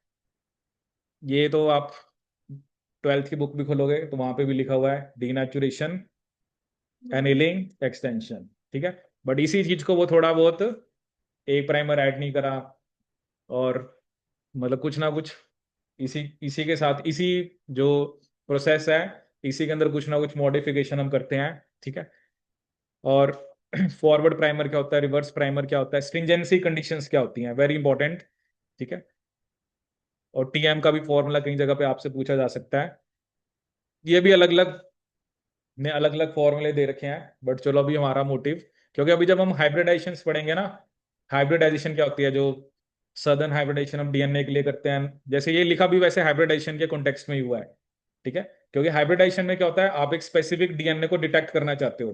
तो मेरा जो अभी तो क्या मोटिव था, अभी तो आपका मोटिव क्या था, एम्पलीफाई करना। तो हम क्या करते हैं, जो हमारा एक प्रोब होता है, प्रोब के साथ हम एक एक रेडियो एक्टिव मटीरियल या कुछ फ्लोरेसेंस वाला मटीरियल लगा देते हैं। जैसे ये प्रोब है, इसके साथ हमने कुछ रेडियो एक्टिव मटीरियल लगा दिया जो रेडिएशन देता है। तो मुझे अगर एक स्पेसिफिक डीएनए को डिटेक्ट करना है, तो ये प्रोब, अगर वो डीएनए हुआ, ठीक है, तो प्रोब जाके लगेगा, और प्रोब लगा तो वहां से लाइट आएगी, लाइट आएगी या फ्लोरेसेंस आएगी। ठीक है, तो जब हमें हाइब्रिडाइजेशन करनी होती है ना, तो हमारा तब हमें यह है ना कि वो जो स्पेसिफिक सिंगल स्टैंडर्ड प्रोब है, वो वहीं पे जाके लगे जो हमें चाहिए। जैसे पीसीआर में भी हमें यही चाहिए था, वहीं पे लगना चाहिए, बट पीसीआर के अंदर हमें हमें सिर्फ एम्पलीफाई करना था। अब आपने करा कि आपने डीएनए को सेपरेट कर लिया, आपके पास 10 बैंड आ गए, तो आपने देखना है क्या उस 10 बैंड्स के अंदर क्या वो डीएनए है जो मैं सर्च करने की कोशिश कर रहा हूँ, या मुझे अपना जीन ऑफ इंटरेस्ट चाहिए। तो फिर आप प्रोब डालते हो 10 जगह पे, अगर एक भी जगह प्रोब लगा, इसका मतलब वो है। ठीक है ना, तो ये एक तरह से हाइब्रिडाइजेशन, हाइब्रिडाइजेशन मतलब हाइब्रिडाइजेशन जब भी होगी तो वो प्रोब सिंगल स्टैंड होता है, और जिसके साथ आपने करानी है वो भी सिंगल स्टैंड होगा। ठीक है, पढ़ेंगे ये सदर्न हाइब्रिडाइजेशन होती है, नॉर्दर्न हाइब्रिडाइजेशन होती है। ठीक है ना, पढ़ा होगा आपने ये। सदर्न किसके लिए होती है, और नॉर्दर्न आरएनए के लिए। ठीक है, इनवर्स पीसीआर किस लिए करते हैं, जब मुझे एंड्स के सीक्वेंस नहीं पता। साइड डायरेक्टेड म्यूटाजेनेसिस के लिए यूज करते हैं, डीपीएन 1 का मैंने आपको रोल बताया, क्योंकि दोनों ही डीएनए है, बट मुझे यही चाहिए, तो इसलिए मुझे डीपीएन 1 से डिजेस्ट कराना पड़ेगा। एंकर्ड, मुझे एक एंड का सीक्वेंस पता है, दूसरे का नहीं पता है, इसलिए मुझे वहां पर एक एंकर लगाना पड़ेगा। asymmetric, I want single stranded copies of double stranded DNA. This can be achieved by using one primer in limiting amount, another primer in abundant amount. And the primer in abundant amount should be for the non-targeted strand, because the non-targeted strand will give you the targeted strand. ये तो understood होना चाहिए। Nested PCR, I will go for 2 set of primer, and that will help us in the getting the target sequence. Touchdown PCR, during the initial cycles of PCR, high annealing temperature matters. But once few cycles are done, the products which you get, they are the that are the products they will be going to get amplified. So during the later cycles, the annealing temperature doesn't matter that much. So you can reduce annealing temperature by subsequent cycle में जो भी आपने set करना है, 1 degree कम करना है, 2 degree करना है। Hot start to prevent non-specific amplification. One of the component we do not add initially, and that we can add after the denaturation step is done. RT-PCR, that is for RNA, you have to because you cannot amplify RNA directly through PCR. First of all, you have to convert RNA into DNA, and only after that you will be able to amplify using the conventional PCR. Real time will help us in the detection of DNA. जैसे cyber green पे question आ जाता है कि इसको हम कौन से PCR में यूज करते हैं, टैकमैन प्रोब सिस्टम क्या होता है। ठीक है, लॉन्ग एक्यूरेट पीसीआर के बारे में भी हमने डिस्कस किया, मल्टीप्लेक्स क्या होता है, और एक मैंने आपको बताया लैम। ठीक है, तो कुछ क्वेश्चंस है वो मैं आपको इसमें दूंगा, तो वो आप ट्राई करके आना। ठीक है, आया समझ में कुछ क्या। पीसीआर खुश हो रहे हैं। चलिए जी, बाकी करते हैं फिर नेक्स्ट लेक्चर में।